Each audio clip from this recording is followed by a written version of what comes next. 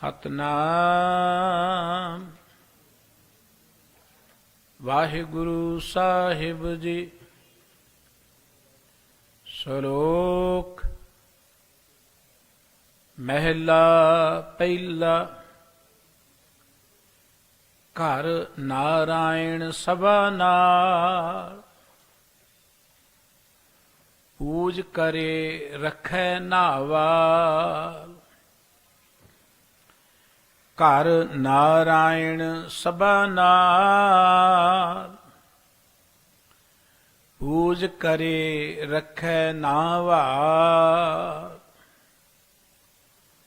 ਕੁੰਗੂ ਚੰਨਣ ਫੁੱਲ ਚੜਾਏ, ਪੈਰੀ ਪੈ ਪੈ ਬਹੁਤ ਮਨਾਏ। ਮਾਣੂਆ ਮੰਗ ਮੰਗ ਪੈਨੇ ਖਾਏ, ਅੰਧੀ ਕੰਮੀ ਅੰਧ ਸਜਾਏ। ਭੁੱਖਿਆਂ ਦੇ ਨ ਮਰਦਿਆਂ ਰੱਖੈ, ਅੰਧਾ ਝਗੜਾ ਅੰਧੀ ਸੱਥੈ। ਮਹਿਲਾ ਪਹਿਲਾ। ਸਭੇ ਸੁਰਤੀ ਜੋਗ ਸਭ, ਸਭੇ ਬੇਦ ਪੁਰਾਣ। ਸਭੇ ਕਰਨੇ ਤਪ ਸਭ, ਸਭੇ ਗੀਤ ਗਿਆਨ। ਸਭੇ ਬੁੱਧੀ ਸੁਧ ਸਭ, ਸਭ ਤੀਰਥ ਸਭ ਥਾਨ। ਸਭ ਪਾਤਸ਼ਾਹੀਆਂ ਅਮਰ ਸਭ, ਸਭ ਖੁਸ਼ੀਆਂ ਸਭ ਖਾਨ। ਸਭੇ ਮਾਨਸ ਦੇਵ ਸਭ, ਸਭੇ ਜੋਗ ਧਿਆਨ। ਸਭੇ ਪੁਰੀਆਂ ਖੰਡ ਸਭ, ਸਭੇ ਜੀ ਜਹਾਨ। ਹੁਕਮ ਚਲਾਏ ਆਪਣੇ, ਕਰਮੀ ਵਹਿ ਕਲਾਮ। ਨਾਨਕ ਸੱਚਾ ਸੱਚ ਨਾਏ, ਸੱਚ ਸਵਾਧੀ ਬਾਮ। ਪੌੜੀ। ਨਾਏ ਮੰਨਿਐ ਸੁਖ ਉਪਜੈ, ਨਾਮੇ ਗਤ ਹੋਈ। ਨਾਏ ਮੰਨਿਐ ਪੰਥ ਪ੍ਰਗਟਦਾ, ਨਾਮੇ ਸਭ ਖਲੋਈ। ਨਾਨਕ ਨਾਏ ਮੰਨਿਏ ਪਤ ਪਾਈਐ, ਹਿਰਦੈ ਸਹਰ ਸੋਈ। ਨਾਏ ਮੰਨਿਏ ਭਵਜਲ ਲੰਘੀਐ, ਫਿਰ ਬਿਘਨ ਨਾ ਹੋਈ। ਨਾਏ ਮੰਨਿਐ ਪੰਥ ਪ੍ਰਗਟਾ, ਨਾਮੇ ਸਭ ਲੋਈ। ਨਾਨਕ ਸਤਿਗੁਰ ਮਿਲਿਐ ਨਾਉ ਮੰਨੀਐ, ਜਿਨ ਦੇਵੈ ਸੋਈ। ਨਾਏ ਮੰਨਿਐ ਪੰਥ ਪ੍ਰਗਟਾ, ਨਾਮੇ ਸਭ ਲੋਈ। ਨਾਨਕ ਸਤਿਗੁਰ ਮਿਲਿਐ ਨਾਉ ਮੰਨੀਐ, ਜਿਨ ਦੇਵੈ ਸੋਈ। ਵਾਹਿਗੁਰੂ ਜੀ ਕਾ ਖਾਲਸਾ, ਵਾਹਿਗੁਰੂ ਜੀ ਕੀ ਫਤਿਹ। ਸਰਬ ਸੁੱਖਾਂ ਦੇ ਦਾਤੇ ਸਤਿਗੁਰੂ, ਚਾਵਰ ਛਤਰ ਤਖਤ ਦੇ ਮਾਲਕ, ਬਾਣੀ ਦੇ ਬੋਹਿਤ ਅਤੇ ਬ੍ਰਹਮ ਗਿਆਨ ਦੇ ਸਾਗਰ, ਧੰਨ ਸ਼੍ਰੀ ਗੁਰੂ ਗ੍ਰੰਥ ਸਾਹਿਬ ਜੀ ਦੀ ਪਾਵਨ ਹਜ਼ੂਰੀ ਅੰਦਰ ਸੁਭਾਈਮਾਨ ਪਰਮ ਸਤਿਕਾਰਯੋਗ ਵਡਭਾਗੀ ਗੁਰੂ ਸਵਾਈ ਸਤਸੰਗੀ ਜਨੋ, ਅੰਮ੍ਰਿਤ ਵੇਲੇ ਗੁਰੂ ਕੇ ਦਰਸ਼ਨ ਦੀਦਾਰ ਕਰਨ ਦਾ ਸੁਭਾਗ ਪ੍ਰਾਪਤ ਹੋਇਆ ਹੈ। ਸਤਿਗੁਰੂ ਜੀ ਦੀ ਪਵਿੱਤਰ ਹਜ਼ੂਰੀ ਵਿੱਚ ਬੈਠ ਕੇ ਰੱਬੀ ਬਾਣੀ ਦਾ ਕੀਰਤਨ ਆਪ ਜੀ ਨੇ ਗੁਰੂ ਕੇ ਕੀਰਤਨੀਆਂ ਪਾਸੋਂ ਸ਼ਰਵਣ ਕੀਤਾ ਹੈ। ਸ੍ਰੀ ਗੁਰੂ ਗ੍ਰੰਥ ਸਾਹਿਬ ਜੀ ਦੀ ਪਵਿੱਤਰ ਬਾਣੀ ਦੀ ਵਿਚਾਰ ਜੋ ਆਪ ਜੀ ਹਰ ਰੋਜ਼ ਸ਼ਰਵਣ ਕਰਦੇ ਹੋ, ਉਸ ਦੇ ਨਾਲ ਸੰਬੰਧਿਤ ਗੁਰੂ ਕੇ ਇਹ ਪਾਵਨ ਪਵਿੱਤਰ ਬਚਨ ਸਾਰੰਗ ਰਾਗ ਦੀ ਵਾਰ ਵਿੱਚੋਂ ਆਪ ਜੀ ਸ਼ਰਵਣ ਕਰ ਰਹੇ ਹੋ। ਇਹ ਵਾਰ ਗੁਰੂ ਰਾਮਦਾਸ ਜੀ ਮਹਾਰਾਜ ਦੀ ਬਖਸ਼ਿਸ਼ ਕੀਤੀ ਹੋਈ ਹੈ। ਅੱਜ ਜੋ ਬਚਨ ਆਪ ਜੀ ਨੇ ਸੁਣੇ ਨੇ, ਇਹ 9ਵੀਂ ਪੌੜੀ ਅੰਦਰ ਅੰਕਿਤ ਨੇ, ਨਾਲ ਦੋ ਸ਼ਲੋਕ ਗੁਰੂ ਸਾਹਿਬ ਜੀ ਦੇ ਅੰਕਿਤ ਨੇ। ਪਵਿੱਤਰ ਪੌੜੀ ਦੇ ਰਾਹੀਂ ਸਤਿਗੁਰੂ ਸੱਚੇ ਪਾਤਸ਼ਾਹ ਜੀ ਨੇ ਨਾਮ ਦੀ ਮਹਿਮਾ ਦਰਸਾਈ ਹੈ। ਸਾਹਿਬ ਕਹਿੰਦੇ ਜਿਉਂ ਜਿਉਂ ਅਸੀਂ ਨਾਮ ਨਾਲ ਜੁੜਾਂਗੇ, ਸਾਨੂੰ ਸਾਡੀ ਜ਼ਿੰਦਗੀ ਦੇ ਮਕਸਦ ਦਾ ਪਤਾ ਲੱਗੇਗਾ, ਮਨੋਰਥ ਦਾ ਪਤਾ ਲੱਗੇਗਾ। ਮਨੁੱਖਾ ਜ਼ਿੰਦਗੀ ਇੱਕ ਦੁਰਲੱਭ ਮੌਕਾ ਹੈ, ਪਰ ਇਸ ਮਨੁੱਖੀ ਸਮਾਜ ਅੰਦਰ ਜਦੋਂ ਅਸੀਂ ਨਜ਼ਰ ਮਾਰਦੇ ਹਾਂ, ਮਨੁੱਖ ਨੂੰ ਪਤਾ ਹੀ ਨਹੀਂ ਹੈ ਕਿ ਮੇਰੇ ਜੀਉਣ ਦਾ ਕਾਰਨ, ਜ਼ਿੰਦਗੀ ਦਾ ਮਕਸਦ ਕੀ ਹੈ। ਧੰਨ ਗੁਰੂ ਗ੍ਰੰਥ ਸਾਹਿਬ ਜੀ ਦਾ ਇੱਕ ਬਚਨ ਹੈ, ਜੇ ਸਾਨੂੰ ਇਹ ਹੀ ਨਹੀਂ ਪਤਾ ਅਸੀਂ ਕੀ ਲੈਣ ਲਈ ਧਰਤੀ ਤੇ ਆਏ ਹਾਂ, ਤੇ ਸਾਡੇ 'ਚ ਤੇ ਦੂਸਰੀਆਂ ਜੂਨਾਂ 'ਚ ਤੇ ਕੋਈ ਫਰਕ ਨਹੀਂ ਹੈ। ਮਨੁੱਖ ਨੂੰ ਪ੍ਰਮਾਤਮਾ ਨੇ ਦਿਮਾਗ ਦਿੱਤਾ ਹੈ, ਸੋਝੀ ਦਿੱਤੀ ਹੈ, ਸਿਮਰਨ ਸ਼ਕਤੀ ਜਿਹਨੂੰ ਮੈਮੋਰੀ ਕਹਿੰਦੇ ਉਹ ਦਿੱਤੀ ਹੈ। ਜੇ ਮਨੁੱਖ ਫਿਰ ਵੀ ਨਾ ਸਮਝ ਸਕੇ, ਇਹ ਸਤਿਗੁਰੂ ਜੀ ਨੇ ਕਿਹਾ ਆਮਨ ਆਏ ਸ੍ਰਿਸ਼ਟ ਮੈਂ, ਬਿਨ ਬੂਝੇ ਪਸ਼ੂ ਢੋਰ।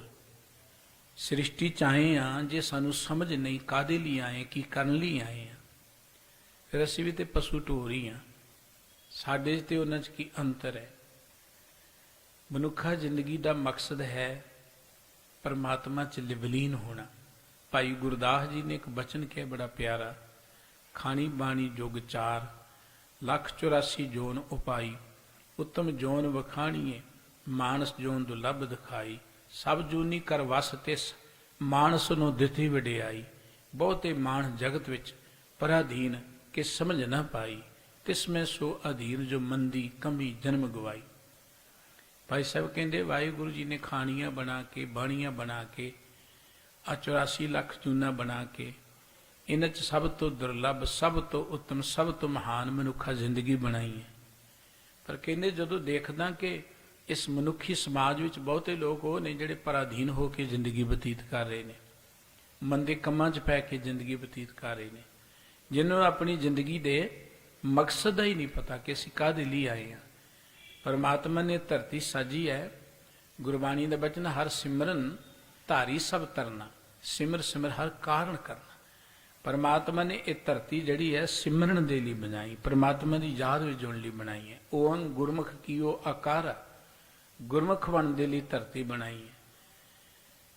ਪਰ ਜਦੋਂ ਅਸੀਂ ਮਨੁੱਖੀ ਸਮਾਜ ਅੰਦਰ ਨਜ਼ਰ ਮਾਰਦੇ ਹਾਂ, ਰੱਬ ਦੀ ਗੱਲ ਤਾਂ ਕੀਤੀ ਗਈ ਕਿ ਰੱਬ ਹੈ ਕੋਈ, ਰੱਬ ਤੋਂ ਬਾਅਦ ਫਿਰ ਹਰ ਮਨੁੱਖ ਨੇ ਰੱਬ ਵੀ ਆਪਣੀ ਆਪਣੀ ਮਰਜ਼ੀ ਦਾ ਹੀ ਬਣਾਇਆ ਹੋਇਆ ਹੈ। ਰੱਬ ਦਾ ਗਿਆਨ ਮਨੁੱਖ ਨੂੰ ਨਹੀਂ ਹੈ। ਕਿਸੇ ਨੇ ਕਿਸੇ ਮੂਰਤ ਨੂੰ ਰੱਬ ਬਣਾਇਆ, ਕਿਸੇ ਨੇ ਕਿਸੇ ਤਸਵੀਰ ਨੂੰ ਰੱਬ ਬਣਾਇਆ, ਕਿਸੇ ਨੇ ਕਿਸੇ ਪਸ਼ੂ ਨੂੰ ਹੀ ਰੱਬ ਸਮਝ ਲਿਆ, ਕਿਸੇ ਨੇ ਮਿੱਟੀ ਦੀਆਂ ਢੇਰੀਆਂ ਤੇ ਜਾ ਕੇ ਉਹਨੂੰ ਆਪਣਾ ਰੱਬ ਸਮਝ ਲਿਆ। ਕੋਈ ਦਰਖਤਾਂ ਦੀ ਪੂਜਾ ਕਰ ਰਿਹਾ, ਕੋਈ ਪਾਣੀ ਦੀ ਪੂਜਾ ਕਰ ਰਿਹਾ, ਕੋਈ ਅੱਗ ਦੀ ਪੂਜਾ ਕਰ ਰਿਹਾ ਹੈ। ਅਨੇਕ ਤਰੀਕਿਆਂ ਦੇ ਹੋਰ ਕਰਮਕਾਂਡ ਜਿਹੜੇ ਨੇ ਇਸ ਸਮਾਜ ਅੰਦਰ ਪ੍ਰਚਲਿਤ ਨੇ। ਸਤਿਗੁਰੂ ਜੀ ਨੇ ਸਮੇਂ-ਸਮੇਂ ਤੇ ਹਰ ਤਰ੍ਹਾਂ ਦੇ ਪ੍ਰਾਣੀ ਨਾਲ ਗੱਲਬਾਤ ਕਰਕੇ ਉਹਨੂੰ ਜ਼ਿੰਦਗੀ ਦਾ ਮਕਸਦ ਸਮਝਾਇਆ। ਅੱਜ ਦੇ ਜੋ ਪਾਵਨ ਬਚਨ 2 ਸ਼ਲੋਕ ਧੰਨ ਗੁਰੂ ਨਾਨਕ ਸਾਹਿਬ ਜੀ ਮਹਾਰਾਜ ਦੇ ਨੇ, ਉਹਨਾਂ ਅੰਦਰ ਸਤਿਗੁਰੂ ਸੱਚੇ ਪਾਤਸ਼ਾਹ ਜੀ ਗੱਲ ਜ਼ਿੰਦਗੀ ਦੇ ਮਨੋਰਥ ਦੀ ਹੀ ਕਰ ਰਹੇ ਨੇ ਕਿ ਜ਼ਿੰਦਗੀ ਕਾਹਦੇ ਲਈ ਹੈ। ਜ਼ਿੰਦਗੀ ਕੋ ਇੱਧਰ ਉੱਧਰ ਤੀਰਥਾਂ ਤੇ ਘੁੰਮਣ ਲਈ ਨਹੀਂ ਹੈ, ਜ਼ਿੰਦਗੀ ਕੋ ਜੰਗਲਾਂ 'ਚ ਫਿਰ ਕੇ ਗਵਾਉਣ ਲਈ ਨਹੀਂ ਹੈ, ਜ਼ਿੰਦਗੀ ਕੋ ਪੱਥਰਾਂ ਦੀ ਪੂਜਾ ਕਰਨ ਦੇ ਲਈ ਵੀ ਨਹੀਂ ਹੈ ਜਾਂ ਪਸ਼ੂਆਂ ਦੀ ਪੂਜਾ ਕਰਨ ਦੇ ਲਈ ਨਹੀਂ ਹੈ। ਜ਼ਿੰਦਗੀ ਦਾ ਮਕਸਦ ਸੀ ਗੁਰੂ ਦੇ ਗਿਆਨ ਰਾਹੀਂ ਪ੍ਰਮਾਤਮਾ ਦੇ ਪਿਆਰ ਵਿੱਚ ਜੁੜਨਾ ਤੇ ਪ੍ਰਮਾਤਮਾ ਦੇ ਹੁਕਮ ਅਨੁਸਾਰ ਇਸ ਮਾਨਵਤਾ ਦੀ ਸੇਵਾ ਕਰਨਾ। ਸਤਿਗੁਰੂ ਸੱਚੇ ਪਾਤਸ਼ਾਹ ਜੀ ਅੱਜ ਦੇ ਇਹਨਾਂ ਪਾਵਨ ਸ਼ਬਦਾਂ ਦੇ ਰਾਹੀਂ ਜੋ ਰੱਬੀ ਗਿਆਨ ਸਾਨੂੰ ਦੇ ਰਹੇ ਨੇ, ਆਪਾਂ ਮਿਲ ਕੇ ਇਹਨਾਂ ਬਚਨਾਂ ਦੀ ਵਿਚਾਰ ਸਾਂਝੀ ਕਰੀਏ। ਆਓ ਗੁਰੂ ਪਿਆਰ 'ਚ ਜੁੜਦਿਆਂ ਮਨ ਬਿਰਤੀਆਂ ਨੂੰ ਟਿਕਾਉਣ ਦੇ ਲਈ ਮੁਖ ਤੋਂ ਸਾਰੇ ਹੀ ਉਚਾਰਨ ਕਰੀਏ ਜੀ। ਸਤਨਾਮ ਸ੍ਰੀ ਵਾਹਿਗੁਰੂ ਸਾਹਿਬ ਜੀ। ਸ਼ਲੋਕ ਮਹਿਲਾ ਪਹਿਲਾ। ਕਰ ਨਾਰਾਇਣ ਸਭਾ ਨਾਲ। ਸਤਿਗੁਰੂ ਨਾਨਕ ਸਾਹਿਬ ਜੀ ਦੇ ਇਹ ਪਵਿੱਤਰ ਬਚਨ ਹਨ ਜੋ ਗੁਰੂ ਗ੍ਰੰਥ ਸਾਹਿਬ ਜੀ ਦੇ 1241 ਅੰਕ ਤੇ ਅੰਕਿਤ ਨੇ। ਸਤਿਗੁਰੂ ਜੀ ਇੱਕ ਉਸ ਵਿਅਕਤੀ ਨਾਲ ਗੱਲ ਕਰ ਰਹੇ ਨੇ ਜਿਹੜਾ ਪੱਥਰ ਦਾ ਪੁਜਾਰੀ ਹੈ। ਗੁਰੂ ਸਾਹਿਬ ਜੀ ਦੀ ਜੋਗੀਆਂ ਨਾਲ ਵੀ ਗੱਲ ਹੋਈ, ਅੰਕਿਤ ਹੈ ਗੁਰਬਾਣੀ 'ਚ। ਸਤਿਗੁਰੂ ਜੀ ਦੀ ਮੁਸਲਮਾਨਾਂ ਨਾਲ ਗੱਲ ਹੋਈ ਵੀ ਅੰਕਿਤ ਹੈ ਗੁਰਬਾਣੀ 'ਚ। ਇੱਕ ਠਾਕੁਰ ਜਾਂ ਜੋ ਪੱਥਰ ਦੀ ਮੂਰਤ ਦੀ ਪੂਜਾ ਕਰਨ ਵਾਲੇ ਪੁਜਾਰੀ ਨਾਲ ਵੀ, ਪੰਡਤ ਨਾਲ ਵੀ ਸਤਿਗੁਰੂ ਜੀ ਦੀ ਗੱਲਬਾਤ ਹੋਈ ਹੈ। ਕਿਸੇ ਵੀ ਮਤ ਨੂੰ ਨੀਵਾਂ ਦਰਸਾਉਣਾ ਗੁਰਮਤਿ ਦਾ ਮਕਸਦ ਨਹੀਂ ਰਿਹਾ। ਸਤਿਗੁਰੂ ਨਾਨਕ ਸਾਹਿਬ ਜੀ ਨੇ ਤੇ ਕਿਹਾ ਹਮ ਨਹੀਂ ਚੰਗੇ, ਬੁਰਾ ਨਹੀਂ ਕੋਈ ਬੁਰਾ ਨਹੀਂ ਹੈ, ਅਸੀਂ ਚੰਗੇ ਨਹੀਂ ਹਾਂ। ਲੇਕਿਨ ਜਦੋਂ ਕੋਈ ਧਰਮ ਦੇ ਨਾਂ ਤੇ ਅਗਿਆਨਤਾ 'ਚ ਵਿਚਰਦਾ ਹੋਇਆ ਹੀ ਉਹਨੂੰ ਧਰਮ ਕਹੀ ਜਾਂਦਾ ਹੈ। ਗੁਰੂ ਨਾਨਕ ਸਾਹਿਬ ਜੀ ਨੇ ਉੱਥੇ ਗਿਆਨ ਦਿੱਤਾ, ਸੋਝੀ ਦਿੱਤੀ। ਜਦੋਂ ਵੀ ਕੋਈ ਕਿਸੇ ਧਰਮ ਦਾ, ਮਤ ਦਾ ਪ੍ਰਾਣੀ ਆਪਣੇ ਕਰਮ ਦੀ ਗੱਲ ਕਰਦਾ ਹੈ ਤੇ ਗੁਰਮਤਿ ਨੇ ਜੋ ਉਹਨੂੰ ਗਿਆਨ ਦਿੱਤਾ ਹੈ, ਇਹਨੂੰ ਕੋਈ ਇਹ ਨਾ ਸਮਝੇ ਕਿ ਸਤਿਗੁਰੂ ਜੀ ਇੱਥੇ ਕਿਸੇ ਦੀ ਹੇਠੀ ਕਰ ਰਹੇ ਜਾਂ ਸਤਿਗੁਰੂ ਜੀ ਕਿਸੇ ਨੂੰ ਨੀਵਾਂ ਦਰਸਾਉਣਾ ਚਾਹੁੰਦੇ ਨੇ। ਨਹੀਂ, ਸਤਿਗੁਰੂ ਜੀ ਸਗੋਂ ਉਹਨੂੰ ਉੱਚੀਆਂ ਉਠਾਉਣਾ ਚਾਹੁੰਦੇ ਨੇ, ਉਹਨੂੰ ਗਿਆਨ ਦੇਣਾ ਚਾਹੁੰਦੇ ਨੇ। ਸਤਿਗੁਰੂ ਜੀ ਕਹਿ ਰਹੇ, ਹੈ ਭਾਈ, ਘਰ ਨਾਰਾਇਣ ਸਭਾ ਨਾਲ। ਨਾਰਾਇਣ ਦਾ ਅਰਥ ਕਿ ਨਾਰਾਇਣ ਦੀ ਮੂਰਤ। ਆ ਪੱਥਰ ਦਾ ਠਾਕੁਰ ਬਣਾਇਆ ਹੁੰਦਾ ਹੈ ਨਾ। ਬਾਬਾ ਕਬੀਰ ਸਾਹਿਬ ਜੀ ਕਹਿਣਗੇ, ਕਬੀਰ ਪਾਥਰ ਪੂਜੇ ਮੋਲ ਲੈ, ਠਾਕੁਰ ਪੂਜੇ ਮੋਲ ਲੈ, ਮਨ ਹਠ ਤੀਰਥ ਜਾਏ, ਦੇਖਾ ਦੇਖੀ ਸਵਾਂਗ ਤਰ ਭੂਲੇ ਪਟਕਾ ਜਾਏ ਖਾਏ। ਕਹਿੰਦੇ ਕਿ ਬਾਹਰੋਂ ਮੁੱਲ ਲੈ ਕੇ ਨਾ, ਬਾਜ਼ਾਰੋਂ ਠਾਕੁਰ ਪੱਥਰ ਦੀ ਮੂਰਤ ਤੇ ਉਹਦੀ ਲੋਕ ਪੂਜਾ ਕਰਦੇ ਨੇ। ਕਹਿਣ ਲੱਗੇ ਭੁੱਲੇ ਹੋਏ ਨੇ ਲੋਕ, ਪਟਕੇ ਹੋਏ ਨੇ, ਇਹਨਾਂ ਨੂੰ ਜ਼ਿੰਦਗੀ ਦਾ ਪਤਾ ਨਹੀਂ ਹੈ। ਇਹ ਜੀਵਤ ਮਨੁੱਖ ਜਿਹੜਾ ਹੈ ਇਹ ਪੱਥਰਾਂ ਦੀ ਪੂਜਾ ਕਰੇ। ਇਹ ਤਾਂ ਉਸ ਜਿਉਂਦੇ ਪਰਮਾਤਮਾ ਦੇ ਪਿਆਰ ਜੁੜਨ ਦੇ ਲਈ ਆਇਆ ਸੀ। ਸਤਿਗੁਰੂ ਗੁਰੂ ਅਰਜਨ ਸਾਹਿਬ ਜੀ ਦਾ ਇੱਕ ਬਚਨ ਹੈ, ਜੋ ਪਾਥਰ ਕੋ कहते देव तिनकी बिरथा जाहे सेव, जो पाथर की पाई पाए ताकि काल अजाई जाए, हमारा ठाकर सद बोल अंतर, सर्व जियां को सदा दान देता। दुनिया के लोगों आओ तुहानू दसीए ठाकुर कौन है। ठाकुर पत्थर का नहीं हो सकता। साडा ठाकुर, साडा ओ मालिक, साडा ओ परमात्मा सदा बोलदा है, सारी दुनिया नू रिजक दे रहा है, सारी दुनिया की संभाल कर रहा है। पर जिहड़ा उस ठाकर के नां ते पत्थरां दे पैरां ते डिगदा है, पत्थर की पूजा करदा ताकि घाल अजाई जाए, उन्हां दी घालना पिरथी चली जाती है। साहब गुरु गोबिंद सिंह जी के बचन ने, काहे को पूजत हो पाहन को, पाहन में परमेश्वर नहीं। वो पत्थरां की पूजा करते हो, पत्थरां च कोई रब थोड़ा है। ये कोई शक नहीं कि रब की जोत सर्व व्यापक है, पर रब की पूजा के लिए पत्थरां की पूजा क्यों, रब के नां ते क्यों ना जुड़ीए। गुरबाणी कहती बंदना हर बंदना गुण गावो गोपाल राय। वो बंदना करनी ते परमात्मा नू करो, गुण गाने ते परमात्मा दे गाओ। और गुरबाणी विच सतगुरु जी ने जोरदार शब्दां च मनुख की इस अज्ञानता नू कटिया। हैरानी की गल यह है कि गुरु ग्रंथ साहिब जी की पवित्र बाणी जागत जोत परमात्मा के प्यार विच जोड़दी है। जिथे गुरु साहिबां की पवित्र बाणी सानू ये ज्ञान बख्शदी है, उत्थे गुरु ग्रंथ साहिब जी विच भगत जनां की बाणी है, पट्टां की बाणी है, गुरसिखां की बाणी है। उत्थे उन्हां ने भी केवल रबी ज्ञान की गल कीती है। पर हैरानी उदों हुंदी है कि जदों भगतां दे नां ते कहानियां घड़तियां कि फलाने भगत जी ने जी पत्थर विचों ही रब लभ लिया, फलाने भगत जी नूं जी 72 वारी रब मिलिया। और ये गल्लां असीं अपणियां स्टेजां तो ही सुणदे हां। बाबा नामदेव साहिब जी जिन्हां दे नां ते ये घटना घड़ी गई कि उन्होंने पत्थर चों रब लभ लिया, उन्होंने ते अपनी पवित्र बाणी अंदर ये गल कही है कि एक है ठाकुर कीजे पाओ, एक है पाथर कीजे पाओ, दूजे पाथर तरिए पाओ, जे ओह दिओ तां ओए पी देवा, हम कहत नाम दिओ हम हर की सेवा। भगत जी सगों व्यंग करते हैं, वो तुसी एक पत्थर सड़क ते पिया उहदे ते पैर रख के तुरे जांदे हो, एक पत्थर नूं तुसी पूजदे हो। जे नूं पूजदे जे ये रब है ते वो जिहड़ा सड़क ते पिया उहनूं भी रब आखो ना, वो भी ते रब ही है। भगत जी कहंदे नहीं, हम हर की सेवा, मैं ते नरोल परमात्मा की सेवा च लगे हैं, प्रभु की सेवा च लगे हुए हैं। भगत नामदेव जी की समुची बाणी जिहड़ी है वो परमात्मा के सिमरन की गल करदी। नाम दे सिमरन कर जाना, जगजीवन स्यों जियो समाना। नामदेव जी कहंदे मैं ते सिमरन करके परमात्मा नूं जाने, वो जगत नूं जीवन देण वाले परमात्मा च मेरा जीव समा गया है। ਭਗਤ ਜੀ ਕਹਿੰਦੇ ਨੇ ਕਿ ਮੈਂ ਆਪਣੇ ਗੁਰੂ ਤੋਂ ਬਲਿਹਾਰ ਜਨਾ, ਸਫਲ ਜਨਮ ਮੋਕੋ ਗੁਰ ਕੀਨਾ, ਗਿਆਨ ਅੰਜਨ ਮੋਕੋ ਗੁਰ ਦੀਨਾ।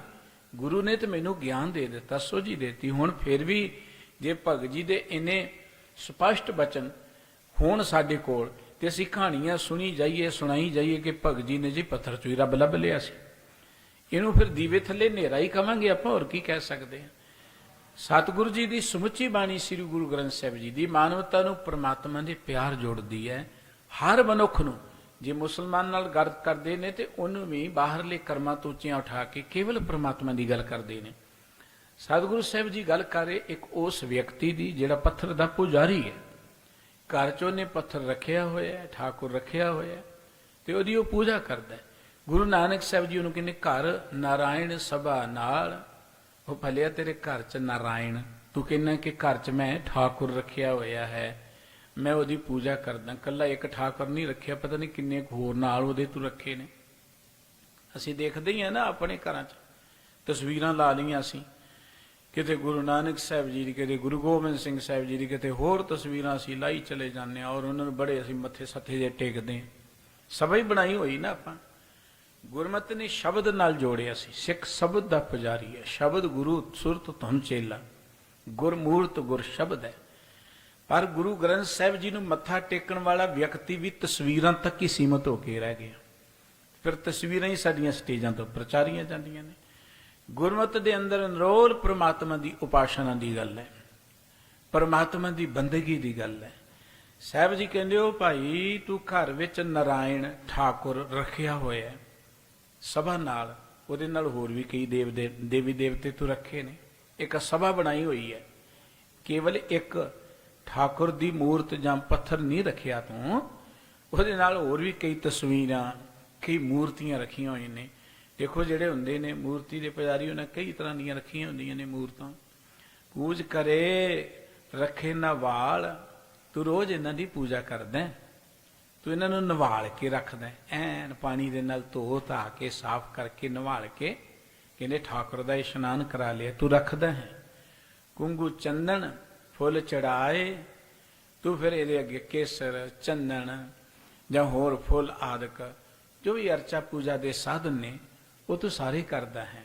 ਫਿਰ ਪੈਰੀਂ ਪੈ ਪੈ ਬਹੁਤ ਮਨਾਏ, ਫਿਰ ਤੂੰ ਅੱਗੇ ਪੈਰੀਂ ਪੈ ਪੈ ਕੇ ਮੱਥੇ ਟੇਕਦਾ, ਤੂੰ ਬੜੀਆਂ ਅਰਦਾਸਾਂ ਕਰਦਾ। ਤੂੰ ਇਹ ਘਰ 'ਚ ਜਿਹੜਾ ਤੂੰ ਠਾਕੁਰ ਰੱਖਿਆ ਹੋਇਆ ਹੈ ਜਾਂ ਹੋਰ ਅਨੇਕਾਂ ਠਾਕੁਰ ਰੱਖੇ ਨੇ, ਉਹਨਾਂ ਦੀ ਪੂਜਾ ਕਰਕੇ ਉਹਨਾਂ ਦੇ ਪੈਰਾਂ ਤੇ ਡਿੱਗ ਡਿੱਗ ਕੇ ਤੂੰ ਉਹਨਾਂ ਨੂੰ ਬਹੁਤ ਮਨਾਉਂਦਾ, ਅਰਦਾਸਾਂ ਕਰਦਾ ਹੈ। ਪਰ ਹੈਰਾਨੀ ਦੀ ਗੱਲ ਇਹ ਹੈ, ਦੇਖੋ ਸਤਿਗੁਰੂ ਜੀ ਦਾ ਕਿੱਡਾ ਵੱਡਾ ਵਿਅੰਗ ਹੈ, ਇਹ ਸਾਡੇ ਤੇ ਵੀ ਟੁਕਦਾ ਹੈ। ਕਹਿੰਦੇ ਹੈਰਾਨੀ ਦੀ ਗੱਲ ਇਹ ਹੈ ਕਿ ਘਰ 'ਚ ਤੇਰੇ ਠਾਕੁਰ ਇੱਕ ਨਹੀਂ ਕਈ ਠਾਕੁਰ ਨੇ, ਫਿਰ ਤੂੰ ਉਹਨਾਂ ਦੀ ਰੋਜ਼ ਪੂਜਾ ਕਰਦਾ, ਫਿਰ ਤੂੰ ਰੋਜ਼ ਉਹਨਾਂ ਦੇ ਅੱਗੇ ਮੱਥੇ ਟੇਕਦਾ, ਅਰਦਾਸਾਂ ਕਰਦਾ, ਪਤਾ ਨਹੀਂ ਕੀ ਕੁਝ ਕਰਦਾ। ਪਰ ਬੰਦਿਆ ਮਾਣੂਆ ਮੰਗ ਮੰਗ ਪੈਨੇ ਖਾਏ, ਉਹ ਪੱਥਰ ਦੇ ਪੁਜਾਰੀਆ ਮੰਗਦਾ ਤੂੰ ਬੰਦਿਆਂ ਪਾਸੋਂ ਹੈ, ਤੂੰ ਬੰਦਿਆਂ ਪਾਸੋਂ ਦਾਨ ਮੰਗਦਾ। ਫਿਰ ਇੱਕ ਬੰਨੇ ਕਹਿਣਾ ਕਿ ਮੇਰੇ ਘਰ 'ਚ ਠਾਕੁਰ ਹੈ, ਮੈਂ ਠਾਕੁਰ ਦੀ ਪੂਜਾ ਕਰਦਾ। ਜੇ ਘਰ 'ਚ ਠਾਕੁਰ ਹੈ ਤੇ ਬੰਦਿਆਂ ਪਾਸੋਂ ਮੰਗਣ ਦੀ ਕੀ ਲੋੜ ਹੈ। ਸਤਿਗੁਰੂ ਜੀ ਨੇ ਉਹ ਜੀ ਠਾਕੁਰ ਦੀ ਪੂਜਾ ਦੇ ਕੋਈ ਵਿਅੰਗ ਨਹੀਂ ਕੀਤਾ, ਕਰਦਾ ਕਰੇ। ਸਤਿਗੁਰੂ ਜੀ ਨੇ ਉਹਦੀ ਗੱਲ ਇਹ ਕੀਤੀ ਕਿ ਇੱਕ ਬੰਨੇ ਤੂੰ ਕਹਿੰਦਾ ਮੇਰਾ ਠਾਕੁਰ ਹੈ, ਇੱਕ ਬੰਨੇ ਮੰਗਦਾ ਤੂੰ ਬੰਦਿਆਂ ਪਾਸੋਂ ਹੈ। ਇਹਦਾ ਮਤਲਬ ਕਿ ਤੇਰਾ ਠਾਕੁਰ ਤੈਨੂੰ ਦਿੰਦਾ ਨਹੀਂ।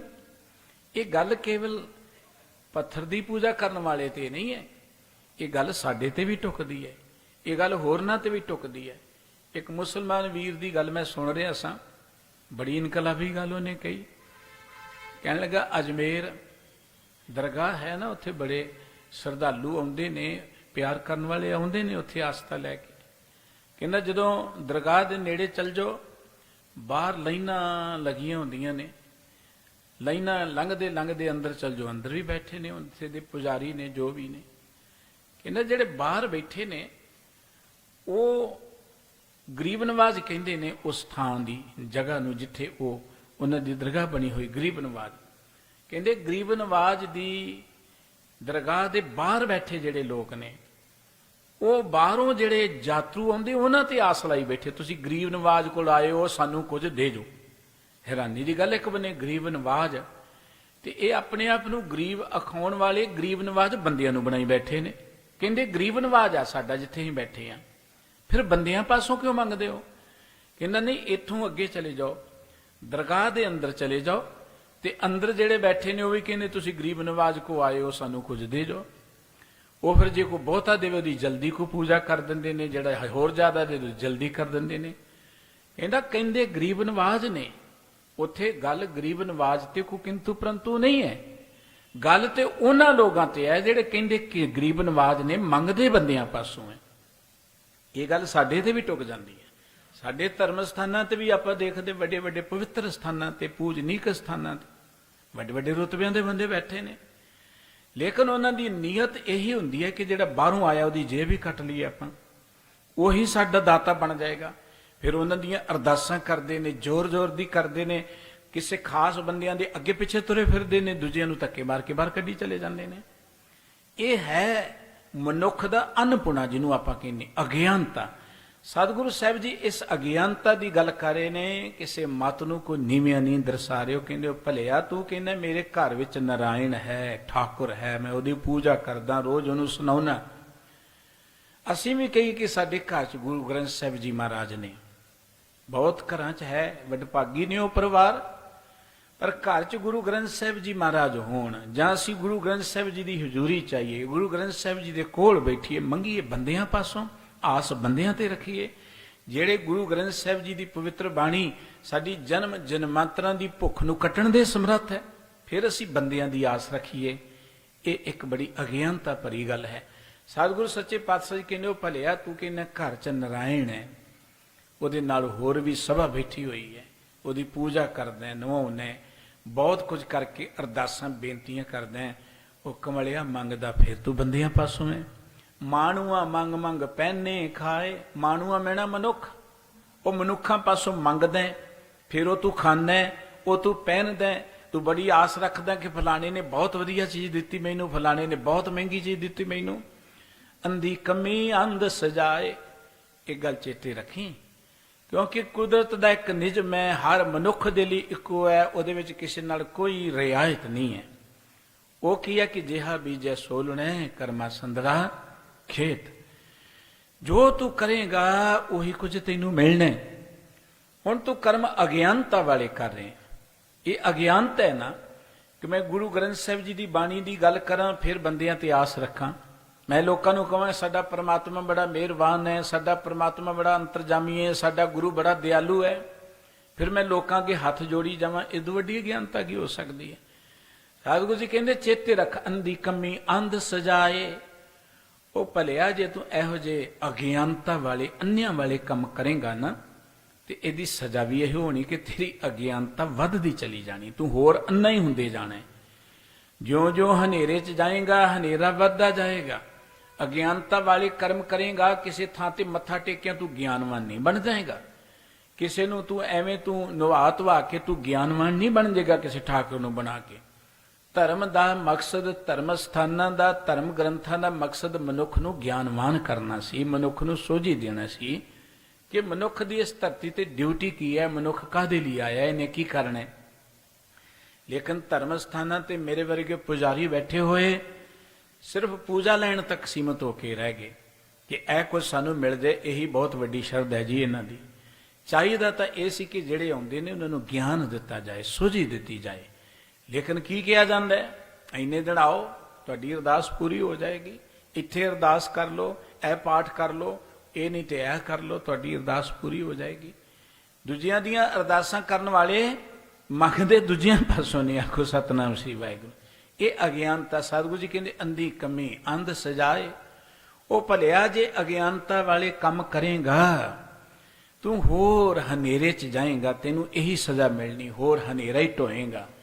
ਭੁੱਖਿਆਂ ਦੇ ਨਾ ਮਰਦਿਆਂ ਰੱਖੈ, ਉਹ ਜਿਹਨੂੰ ਤੂੰ ਨਾਰਾਇਣ ਕਹਿੰਦਾ, ਉਹ ਭੁੱਖੇ ਨੂੰ ਰੋਟੀ ਦੇ ਸਕਦਾ ਕੋਈ? ਉਹ ਤੇ ਮਰਦੇ ਨੂੰ ਬਚਾ ਸਕਦਾ? ਬਚਾ ਨਹੀਂ ਸਕਦਾ। ਭਾਵ ਜਿਸ ਪੱਥਰ ਨੂੰ ਤੂੰ ਰੱਬ ਕਹਿ ਰਹੇ, ਉਹ ਪੱਥਰ ਨੇ ਨਾ ਬੋਲਣਾ, ਨਾ ਉਹਨੇ ਕਿਸੇ ਨੂੰ ਰੋਟੀ ਦੇਣੀ ਹੈ, ਨਾ ਉਹ ਮਰਦਿਆਂ ਕਿਸੇ ਨੂੰ ਬਚਾ ਸਕਦਾ ਹੈ। ਅੰਧਾ ਝਗੜਾ ਅੰਧੀ ਸਥੈ। ਦੇਖ ਤੂੰ ਜੋ ਕੁਝ ਕਰ ਰਹੇ ਅਗਿਆਨਤਾ 'ਚ ਕਰ ਰਹੇ, ਤੇ ਸਤਿਗੁਰੂ ਸੱਚੇ ਪਾਤਸ਼ਾਹ ਜੀ ਕਹਿੰਦੇ ਕਿ ਇਹ ਜਿਹੜਾ ਹੈ ਨਾ ਝਗੜਾ, ਇਹ ਜਿਹੜਾ ਅਗਿਆਨਤਾ ਵਾਲੇ ਕਰਮ ਨੇ, ਇਹ ਵੱਧਦੇ ਹੀ ਚਲੇ ਜਾਂਦੇ ਨੇ।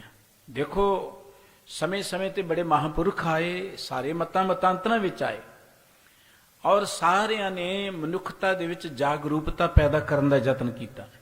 ਹਰ ਮਤ ਦਾ, ਸਿਧਾਂਤ ਦਾ ਇਤਿਹਾਸ ਪੜ੍ਹ ਕੇ ਤੁਸੀਂ ਦੇਖੋ, ਹਰ ਮਨੁੱਖ ਨੂੰ ਉਹਨਾਂ ਨੇ ਜਾਗਰੂਕ ਕਰਨ ਦਾ ਯਤਨ ਕੀਤਾ। ਲੇਕਿਨ ਉਹ ਜਿਹੜੇ ਆਏ ਨਾ ਰਹਿਬਰ, ਸਮੇਂ ਸਮੇਂ ਤੇ ਅਵਤਾਰ, ਪੀਰ, ਪੈਗੰਬਰ, ਉਹ ਆਪਣੀ ਆਪਣੀ ਡਿਊਟੀ ਨਿਭਾ ਕੇ ਚਲੇ ਗਏ। ਲੇਕਿਨ ਉਦੋਂ ਬਾਅਦ ਅਗਿਆਨਤਾ ਕੋ ਘਟਦੀ ਥੋੜੀ ਹੈ, ਅਗਿਆਨਤਾ ਉਵੇਂ ਵੱਧਦੀ ਚਲੀ ਜਾਂਦੀ ਹੈ। ਇਸ ਕਰਕੇ ਸਤਿਗੁਰੂ ਸਾਹਿਬ ਜੀ ਕਹਿੰਦੇ ਕਿ ਅੰਧਾ ਝਗੜਾ, ਅੰਧੀ ਸਤਹ, ਇਹ ਜਿਹੜਾ ਝਗੜਾ ਹੈ ਨਾ ਅਗਿਆਨਤਾ ਦੀ ਪੂਜਾ ਦਾ, ਇਹ ਸੱਥ ਜਿਹੜੀ ਹੈ ਸਭਾ ਹੋਰ ਵੱਧਦੀ ਚਲੀ ਜਾਂਦੀ, ਭਾਵ ਦੁਨੀਆ ਹੋਰ ਸਗੋਂ ਵਧੇਰੀ ਇਸ ਪਾਸੇ ਲੱਗੀ ਹੋਈ ਹੈ। ਸਤਿਗੁਰੂ ਸਾਹਿਬ ਜੀ ਦਾ ਇਸ ਪਵਿੱਤਰ ਸ਼ਲੋਕ ਦੇ ਅੰਦਰ ਇਹ ਉਪਦੇਸ਼ ਹੈ ਕਿ ਭਲਿਆ ਤੂੰ ਇੱਕ ਬੰਨੇ ਕਹਿਣਾ ਕਿ ਰੱਬ ਦੀ ਮੈਂ ਪੂਜਾ ਕਰਦਾ, ਇੱਕ ਬੰਨੇ ਮੰਗਦਾ ਤੂੰ ਬੰਦਿਆਂ ਪਾਸੋਂ ਹੈ। ਰੱਬ ਜਿਹੜਾ ਉਹ ਦੂਜਿਆਂ ਨੂੰ ਰੋਜੀ ਰੋਟੀ ਦੇਣ ਵਾਲਾ ਹੈ, ਤੈਨੂੰ ਇਹ ਯਕੀਨ ਹੀ ਨਹੀਂ ਹੈ ਕਿ ਮੈਨੂੰ ਕੁਝ ਮਿਲੇਗਾ। ਸਤਿਗੁਰੂ ਜੀ ਨੇ ਫਿਰ ਬਚਨ ਕੇ ਮਹਿਲਾ ਪਹਿਲਾ, ਸਭੇ ਸੁਰਤੀ ਜੋਗ ਸਭ, ਸਭੇ ਵੇਦ ਪੁਰਾਣ। ਇਹ ਸ਼ਲੋਕ ਵੀ ਗੁਰੂ ਨਾਨਕ ਸਾਹਿਬ ਜੀ ਦਾ ਹੈ।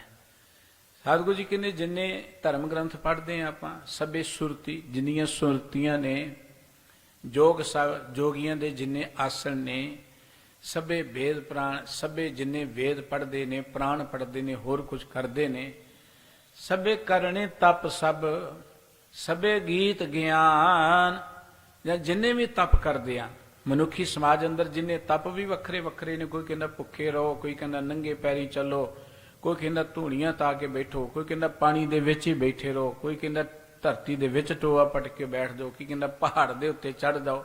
ਇਹ ਜਿੰਨੇ ਵੀ ਤਪ ਕਰਦੇ ਸਰੀਰ ਨੂੰ ਕਸ਼ਟ ਦਿੰਦੇ ਨੇ। ਸਭੇ ਗੀਤ ਗਿਆਨ, ਤੇ ਜਿੰਨੇ ਵੀ ਕੋਈ ਰੱਬ ਦੇ ਨਾਂ ਤੇ ਗੀਤ ਗਾਉਂਦੇ ਨੇ ਜਾਂ ਗਿਆਨ ਦੀ ਗੱਲ ਕਰਦੇ ਨੇ। ਸਭੇ ਬੁੱਧੀ ਸੁਧ ਸਭ, ਸਭ ਤੀਰਥ ਸਭ ਥਾਨ। ਸਤਿਗੁਰੂ ਜੀ ਕਹਿੰਦੇ ਜਿੰਨੀਆਂ ਵੀ ਅਕਲਾਂ ਨੇ, ਬੁੱਧੀ ਦਾ ਅਰਥ ਹੈ ਕਿ ਜਿੰਨੀਆਂ ਵੀ ਅਕਲਾਂ ਦੀ ਗੱਲ ਲੋਕ ਕਰਦੇ ਨੇ ਜਾਂ ਜਿੰਨੇ ਵੀ ਧਿਆਨ ਧਰਦੇ ਨੇ ਲੋਕ, ਸਭ ਤੀਰਥ ਸਭ ਥਾਨ, ਜਿੰਨੇ ਤੀਰਥ ਨੇ, ਜਿੰਨੇ ਹੋਰ ਧਰਮ ਸਥਾਨ ਨੇ, ਸਭ ਪਾਤਸ਼ਾਹੀਆਂ, ਅਮਰ ਸਭ, ਸਭ ਖੁਸ਼ੀਆਂ ਸਭ ਖਾਨ। ਜਿੰਨੀਆਂ ਧਰਤੀ ਤੇ ਪਾਤਸ਼ਾਹੀਆਂ ਨੇ, ਵੱਖੋ ਵੱਖਰੇ ਥਾਵਾਂ ਤੇ ਲੋਕਾਂ ਨੇ ਬਣਾਈਆਂ ਹੋਈਆਂ ਨੇ, ਆਪੋ ਆਪਣੀਆਂ ਹਕੂਮਤਾਂ ਬਣਾਈਆਂ ਨੇ, ਆਪੋ ਆਪਣੇ ਰਾਜ ਭਾਗ ਬਣਾਏ ਨੇ, ਜਾਂ ਉਹਨਾਂ ਪਾਤਸ਼ਾਹੀਆਂ ਤੇ ਬੈਠੇ ਹੋਏ, ਹਕੂਮਤਾਂ ਤੇ ਬੈਠੇ ਹੋਏ ਲੋਕ ਜਿਹੜੇ ਆਪੋ ਆਪਣੇ ਹੁਕਮ ਚਲਾਉਂਦੇ ਨੇ, ਜਾਂ ਜੋ ਉਹਨਾਂ ਨੂੰ ਇਹ ਚੋਂ ਖੁਸ਼ੀ ਮਿਲਦੀ ਹੈ, ਜਾਂ ਜੋ ਖਾਣ ਪੀਣ ਦੇ ਸਾਧਨ ਨੇ। ਸਭੇ ਮਾਨਸ ਦੇਵ ਸਭ, ਸਭੇ ਜੋਗ ਧਿਆਨ, ਜਿੰਨੇ ਮਨੁੱਖ ਨੇ, ਜਿੰਨੇ ਦੇਵਤੇ ਨੇ, ਜਿੰਨੇ ਜੋਗੀ ਨੇ ਜਾਂ ਧਿਆਨ ਧਰਨ ਵਾਲੇ ਹੋਰ ਧਿਆਨੀ ਲੋਕ ਨੇ। ਸਭੇ ਪੁਰੀਆਂ ਖੰਡ ਸਭ, ਸਭੇ ਜੀ ਜਹਾਨ। ਪੁਰੀਆਂ ਜਿਵੇਂ ਧਰਤੀ ਹੈ, ਇਸ ਤਰੀਕੇ ਨਾਲ ਵੱਖਰੇ ਵੱਖਰੀਆਂ ਜਿਹੜੀਆਂ ਧਰਤੀਆਂ ਨੇ ਪੁਰੀਆਂ ਕਿਹਾ ਜਾਂਦਾ ਹੈ। ਕਈ ਕਹਿੰਦਾ ਇੰਦਰਪੁਰੀ ਹੈ, ਸ਼ਿਵਪੁਰੀ ਹੈ, ਬ੍ਰਹਮਪੁਰੀ ਹੈ, ਹੋਰ ਕਈ ਪੁਰੀਆਂ ਗਣੀਆਂ ਨੇ। ਸਤਿਗੁਰੂ ਜੀ ਕਹਿੰਦੇ ਜਿੰਨੀਆਂ ਵੀ ਪੁਰੀਆਂ ਨੇ, ਖੰਡ ਦਾ ਅਰਥ ਹੁੰਦਾ ਟੁਕੜੇ, ਧਰਤੀ ਦੇ ਜਿੰਨੇ ਟੁਕੜੇ ਨੇ, ਜਾਂ ਜਿੰਨੇ ਵੀ ਜਹਾਨ ਨੇ, ਜਿੰਨੇ ਵੀ ਜਹਾਨ ਤੇ ਜੀਵ ਨੇ, ਜੋ ਕੁਝ ਵੀ ਹੈ ਧਰਤੀ ਤੇ, ਹੁਕਮ ਚਲਾਏ ਆਪਣੇ ਕਰਮੀ ਵਹਿ ਕਲਾਮ। ਸਤਿਗੁਰੂ ਜੀ ਕਹਿੰਦੇ ਕਿ ਉਹ ਪਰਮਾਤਮਾ ਸਾਰਿਆਂ ਨੂੰ ਆਪਣੇ ਹੁਕਮ ਵਿੱਚ ਚਲਾ ਰਿਹਾ ਹੈ।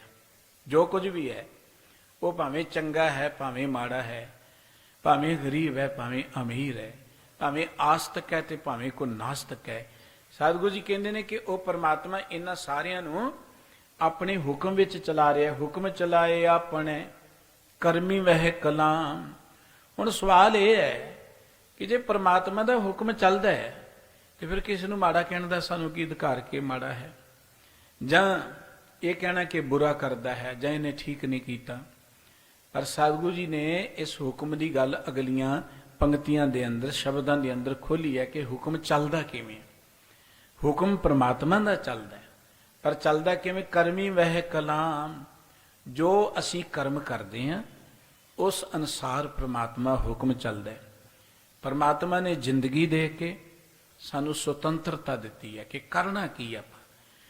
ਇਵੇਂ ਕਹਿ ਲਓ ਕਿ ਜਿਵੇਂ ਕੋਈ ਸ਼ਾਹੂਕਾਰ ਜਿਹੜਾ ਹੈ ਉਹ ਕਿਸੇ ਨੂੰ ਪੂੰਜੀ ਦੇ ਕੇ ਨਾ ਵਪਾਰੀਆਂ ਨੂੰ ਪ੍ਰਦੇਸ਼ ਭੇਜਦੇ ਕਿ ਤੁਸੀਂ ਆਪਣੇ ਦਿਮਾਗ ਨਾਲ ਕੋਈ ਲਾਹੇਵੰਦਾ ਸੌਦਾ ਕਰਕੇ ਆਉਣਾ ਹੈ। ਹੁਣ ਸਾਹੂਕਾਰ ਨੇ ਸੁਤੰਤਰਤਾ ਦੇ ਦਿੱਤੀ ਉਹਨਾਂ ਨੂੰ, ਉਦੋਂ ਬਾਅਦ ਉਹਨਾਂ ਨੇ ਆਪਣਾ ਦਿਮਾਗ ਵਰਤਣਾ ਕਿ ਕੀ ਕਰਨਾ।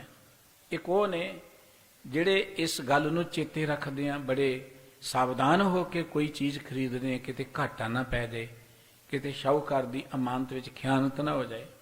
ਇੱਕ ਉਹ ਜਿਹੜੇ ਕਹਿੰਦੇ ਕਿਹੜਾ ਸ਼ਾਹੂਕਾਰ ਨੇ ਦੇਖਣਾ, ਖਾਓ ਪੀਓ ਮੌਜ ਮੇਲਾ ਮਾਣੋ, ਉਹ ਪੈਸੇ ਨੂੰ ਬਰਬਾਦ ਕਰ ਦਿੰਦੇ ਨੇ।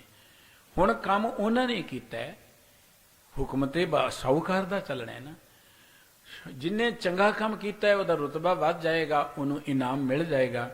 ਜਿਨੇ ਅਮਾਨਤ ਵਿੱਚ ਖਿਆਨਤ ਕਰਤੀ, ਬਰਬਾਦ ਕਰ ਦਿੱਤਾ, ਉਹ ਧਨ ਦੌਲਤ, ਉਹਨੂੰ ਤਾਂ ਲੇਖਾ ਦੇਣਾ ਹੀ ਪਏਗਾ, ਸਜ਼ਾ ਮਿਲੇਗੀ ਨਾ। ਬਿਲਕੁਲ ਪ੍ਰਮਾਤਮਾ ਨੇ ਜ਼ਿੰਦਗੀ ਸਾਨੂੰ ਦੇ ਦਿੱਤੀ ਹੈ, ਸਾਨੂੰ ਫਿਰ ਸੁਤੰਤਰਤਾ ਦਿੱਤੀ। ਇਹ ਪ੍ਰਮਾਤਮਾ ਦੀ ਵਡਿਆਈ ਹੈ, ਕਿਉਂਕਿ ਉਹ ਆਪ ਸੁਤੰਤਰ ਹੈ। ਪ੍ਰਮਾਤਮਾ ਕਿਸੇ ਨੂੰ ਗੁਲਾਮ ਨਹੀਂ ਰੱਖਣਾ ਚਾਹੁੰਦਾ। ਪ੍ਰਮਾਤਮਾ ਨੇ ਸਾਨੂੰ ਵੀ ਸੁਤੰਤਰਤਾ ਦਿੱਤੀ ਹੈ, ਲੇਕਿਨ ਉਸ ਸੁਤੰਤਰਤਾ ਦਾ ਇਹ ਅਰਥ ਨਹੀਂ ਹੈ ਕਿ ਅਸੀਂ ਜੋ ਮਰਜ਼ੀ ਕਰੀਏ ਤੇ ਸਾਨੂੰ ਫਿਰ ਵੀ ਰੱਬ ਸਾਡੇ ਤੇ ਖੁਸ਼ ਰਹੇ। ਸੁਤੰਤਰਤਾ ਦਿੱਤੀ ਹੈ, ਹੁਕਮ ਉਹਦਾ ਚੱਲਣਾ ਹੈ, ਪਰ ਚੱਲਣਾ ਸਾਡੇ ਕੀਤੇ ਹੋਏ ਕੰਮਾਂ ਕਰਕੇ ਹੀ ਹੈ ਕਿ ਅਸੀਂ ਕੀਤਾ ਕੀ ਇਸ ਧਰਤੀ ਦੇ ਉੱਪਰ, ਉਹਦੇ ਅਨੁਸਾਰ ਸਾਨੂੰ ਸੁੱਖ ਦੁੱਖ ਮਿਲਣਾ ਹੈ। ਇਹਦਾ ਮਤਲਬ ਕਿ ਜੋ ਕਰਮ ਅਸੀਂ ਕਰਦੇ ਹਾਂ, ਸਾਡੇ ਦੁੱਖਾਂ ਸੁੱਖਾਂ ਦਾ ਕਾਰਨ ਉਹ ਬਣਦਾ ਹੈ। ਕਰਮੀ ਆਪੋ ਆਪਣੀ ਕੇ ਨੇੜੇ ਕੇ ਦੂਰ, ਕਰਮੀ ਕਰਮੀ ਹੋਏ ਵਿਚਾਰ। ਬਾਬਾ ਫਰੀਦ ਸਾਹਿਬ ਜੀ ਨੇ ਕਿਹਾ ਕਿ ਅੱਗੇ ਅਮਲਾਂ ਦੀ ਗੱਲ ਹੋਣੀ ਹੈ, ਸ਼ੁਭ ਅਮਲਾਂ ਬਾਝੋਂ ਦੋਨੋਂ ਰੋਈ। ਗੁਰੂ ਨਾਨਕ ਸਾਹਿਬ ਜੀ ਦੇ ਵੀ ਬਚਨ ਭਾਈ ਗੁਰਦਾਸ ਜੀ ਨੇ ਅੰਕਿਤ ਕੀਤੇ ਨੇ।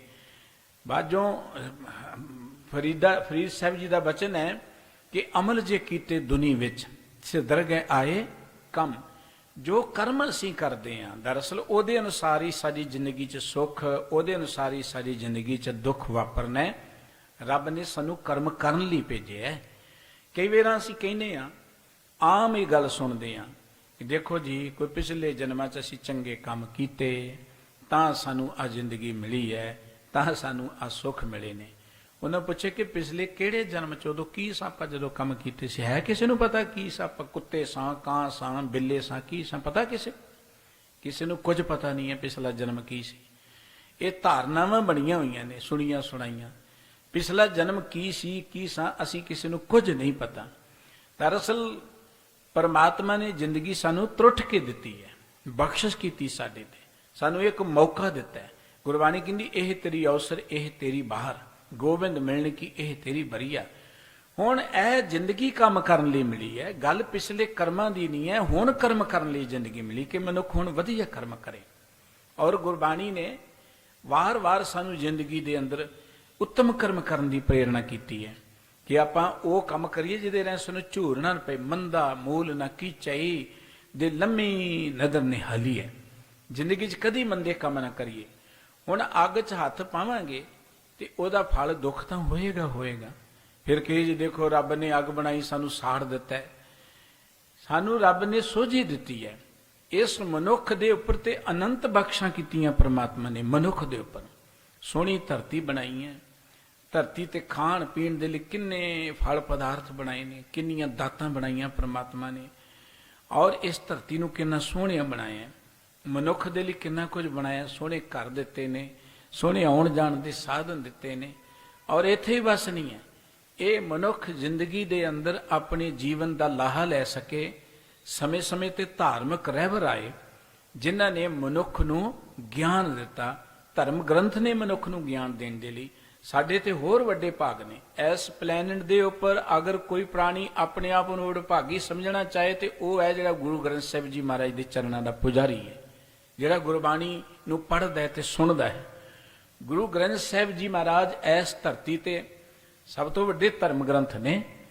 ਔਰ ਗੁਰੂ ਗ੍ਰੰਥ ਸਾਹਿਬ ਜੀ ਉਹ ਧਰਮ ਗ੍ਰੰਥ ਨੇ ਜਿਹੜੇ ਸਮੁੱਚੀ ਮਾਨਵਤਾ ਦੇ ਨੇ। ਇੱਥੇ ਕੋਈ ਗੱਲ ਕੱਲੀ ਰਾਮ ਦੀ ਨਹੀਂ ਹੈ, ਕੱਲੀ ਅੱਲਾ ਦੀ ਨਹੀਂ ਹੈ, ਕੱਲੀ ਇੱਕ ਦੀ ਗੱਲ ਨਹੀਂ ਹੈ, ਕੱਲੀ ਕੋਈ ਧਰਮ ਦੀ ਮਾਲਾ ਫੇਰਨ ਵਾਲਿਆਂ ਦੀ ਗੱਲ ਨਹੀਂ ਹੈ। ਇੱਥੇ ਹਰ ਤਰ੍ਹਾਂ ਦੇ ਪ੍ਰਾਣੀ ਦੀ ਗੱਲ ਹੈ। ਇਹਦੋਂ ਵੱਡੇ ਭਾਗ ਕੀ ਸਾਡੇ ਹੋ ਸਕਦੇ ਨੇ? ਜੇ ਆਪਾਂ ਗੁਰੂ ਗ੍ਰੰਥ ਸਾਹਿਬ ਜੀ ਦੀ ਪਵਿੱਤਰ ਬਾਣੀ ਪੜ੍ਹਦੇ ਹਾਂ, ਸੁਣਦੇ ਹਾਂ, ਵਿਚਾਰਦੇ ਹਾਂ ਵੀ ਜ਼ਿੰਦਗੀ ਦੇ ਰਹੱਸ ਨੂੰ ਸਮਝ ਨਾ ਸਕੀਏ, ਇਹਦਾ ਮਤਲਬ ਕਿ ਅਸੀਂ ਅਜੇ ਹਨੇਰੇ ਵਿੱਚ ਹਾਂ। ਸਤਿਗੁਰੂ ਸਾਹਿਬ ਜੀ ਕਹਿੰਦੇ ਕਿ ਹੁਕਮ ਪਰਮਾਤਮਾ ਦਾ ਚੱਲਣਾ ਹੈ। ਪਰਮਾਤਮਾ ਨੇ ਸੁਤੰਤਰਤਾ ਦਿੱਤੀ ਹੈ ਸਾਨੂੰ। ਲੇਕਿਨ ਹੁਕਮ ਸਾਡੇ ਕੀਤੇ ਹੋਏ ਕੰਮਾਂ ਅਨੁਸਾਰ ਚੱਲਣਾ। ਦੇਖੋ ਅਧਿਆਪਕ ਦਾ ਕੰਮ ਹੈ ਪੜ੍ਹਾਉਣਾ, ਅਧਿਆਪਕ ਨੇ ਪੜ੍ਹਾਇਆ ਸਾਰਾ ਸਾਲ, ਉਦੋਂ ਬਾਅਦ ਇਮਤਿਹਾਨ ਹੋਣਾ ਹੈ, ਇਮਤਿਹਾਨ ਦੇ ਵਿੱਚ ਕਲਮ ਤਾਂ ਭਾਵੇਂ ਅਧਿਆਪਕ ਦੀ ਚੱਲਣੀ, ਜਦੋਂ ਰਿਜ਼ਲਟ ਆਉਣਾ, ਜਦੋਂ ਰਿਜ਼ਲਟ ਬਣਨਾ ਕਲਮ ਅਧਿਆਪਕ ਦੀ ਚੱਲਣੀ ਹੈ, ਪਰ ਚੱਲਣੀ ਹੈ ਕਿ ਇਸ ਬੱਚੇ ਨੇ ਕੀਤਾ ਕੀ ਹੈ ਪੇਪਰਾਂ 'ਚ, ਇਹਨੇ ਕੀ ਕੁਝ ਕੀਤਾ, ਉਹਦੇ ਅਨੁਸਾਰ ਕਲਮ ਚੱਲਣੀ ਹੈ। ਉਹਨੂੰ ਮਾਰਕਸ ਜਾਂ ਇਵੇਂ ਕਹਿ ਲਓ ਫੇਲ ਪਾਸ ਦੀ ਜਿਹੜੀ ਕਲਮ ਚੱਲਣੀ ਹੈ ਉਹ ਬੱਚੇ ਦੇ ਕੀਤੇ ਹੋਏ ਕੰਮ ਤੇ ਚੱਲਣੀ ਹੈ। ਉੱਥੇ ਅਧਿਆਪਕ ਉਹਦੇ ਨਾਲ ਕੋਈ ਰਿਆਇਤ ਨਹੀਂ ਕਰੇਗਾ। ਕਿਸੇ ਵੀ ਮੁਲਕ 'ਚ ਅਸੀਂ ਰਹਿੰਦੇ ਹਾਂ, ਮੁਲਕ ਦੇ ਵਿੱਚ ਚੰਗੇ ਲੋਕਾਂ ਨੂੰ ਸਨਮਾਨਿਆ ਜਾਂਦਾ ਹੈ, ਗੌਰਮੈਂਟ ਸਨਮਾਨ ਕਰਦੀ ਹੈ, ਔਰ ਜਿਹੜੇ ਮਾੜੇ ਲੋਕ ਨੇ ਉਹਨਾਂ ਨੂੰ ਸਜ਼ਾਵਾਂ ਵੀ ਦਿੱਤੀਆਂ ਜਾਂਦੀਆਂ ਨੇ।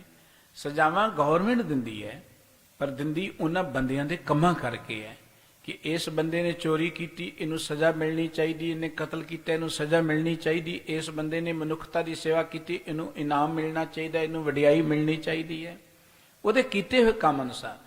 ਇਵੇਂ ਪ੍ਰਮਾਤਮਾ ਦਾ ਹੁਕਮ ਚੱਲਣਾ ਹੈ, ਪਰ ਚੱਲਣਾ ਸਾਡੇ ਕੰਮਾਂ ਕਰਕੇ ਹੈ। ਇਸੇ ਕਰਕੇ ਗੁਰਬਾਣੀ ਸਾਨੂੰ ਕਹਿੰਦੀ ਹੈ ਕਿ ਆਪਾਂ ਜ਼ਿੰਦਗੀ 'ਚ ਕੰਮ ਹੀ ਵਧੀਆ ਕਰੀਏ, ਕੇਵਲ ਮੁਖ ਤੋਂ ਹੀ ਵਾਹਿਗੁਰੂ ਵਾਹਿਗੁਰੂ ਨਾ ਕਰੀਏ, ਸਾਡੇ ਕੰਮਾਂ 'ਚ ਵੀ ਰੱਬ ਦੀ ਬੰਦਗੀ ਆ ਜਾਏ, ਸਾਡੇ ਕੰਮ ਵੀ ਇਹੋ ਜਿਹੇ ਹੋ ਜਾਣ ਜਿਹੜੇ ਕਿਸੇ ਦਾ ਦਿਲ ਨਾ ਦਿਖਾਉਣ, ਜਿਹੜਾ ਕਿਸੇ ਦਾ ਹੱਕ ਨਾ ਮਾਰਨ। ਇਸ ਕਰਕੇ ਸਤਿਗੁਰੂ ਸੱਚੇ ਪਾਤਸ਼ਾਹ ਜੀ ਕਹਿੰਦੇ ਹੁਕਮ ਚਲਾਏ ਆਪਣਾ ਕਰਮੀ ਵਹਿ ਕਲਾਮ। ਭਈ ਹੁਕਮ ਵਾਹਿਗੁਰੂ ਜੀ ਦਾ ਹੀ ਚੱਲਦਾ, ਲੇਕਿਨ ਉਹਦੇ ਹੁਕਮ ਦੀ ਕਲਮ ਸਾਡੇ ਕੀਤੇ ਹੋਏ ਕੰਮਾਂ ਕਰਕੇ ਚੱਲਣੀ ਹੈ। ਨਾਨਕ ਸੱਚਾ ਸੱਚ ਨਾਏ ਸੱਚ ਸਭਾ ਦੀ ਬਾਣ। ਧੰਨ ਗੁਰੂ ਨਾਨਕ ਸਾਹਿਬ ਜੀ ਕਹਿੰਦੇ ਕਿ ਉਹ ਪਰਮਾਤਮਾ ਸੱਚਾ ਹੈ, ਸਦਾ ਕਾਇਮ ਰਹਿਣ ਵਾਲਾ ਹੈ। ਸੱਚ ਨਾਏ, ਨਾਏ ਦਾ ਅਰਥ ਨਾਮਣਾ, ਵਡਿਆਈ, ਉਹਦੀ ਪ੍ਰਭਤਾ, ਉਹਦਾ ਨਾਮ ਵੀ ਸਦਾ ਕਾਇਮ ਰਹਿਣ ਵਾਲਾ ਹੈ। ਆਪਾਂ ਦੇਖਦੇ ਹਾਂ ਨਾ, ਹਰ ਬੰਦੇ ਦੇ ਅੰਦਰ ਇੱਕ ਖਿੱਚ ਹੁੰਦੀ ਹੈ, ਭੁੱਖ ਹੁੰਦੀ ਹੈ, ਖੋ ਮੇਰਾ ਵੀ ਨਾਮ ਬਣ ਜਾਏ।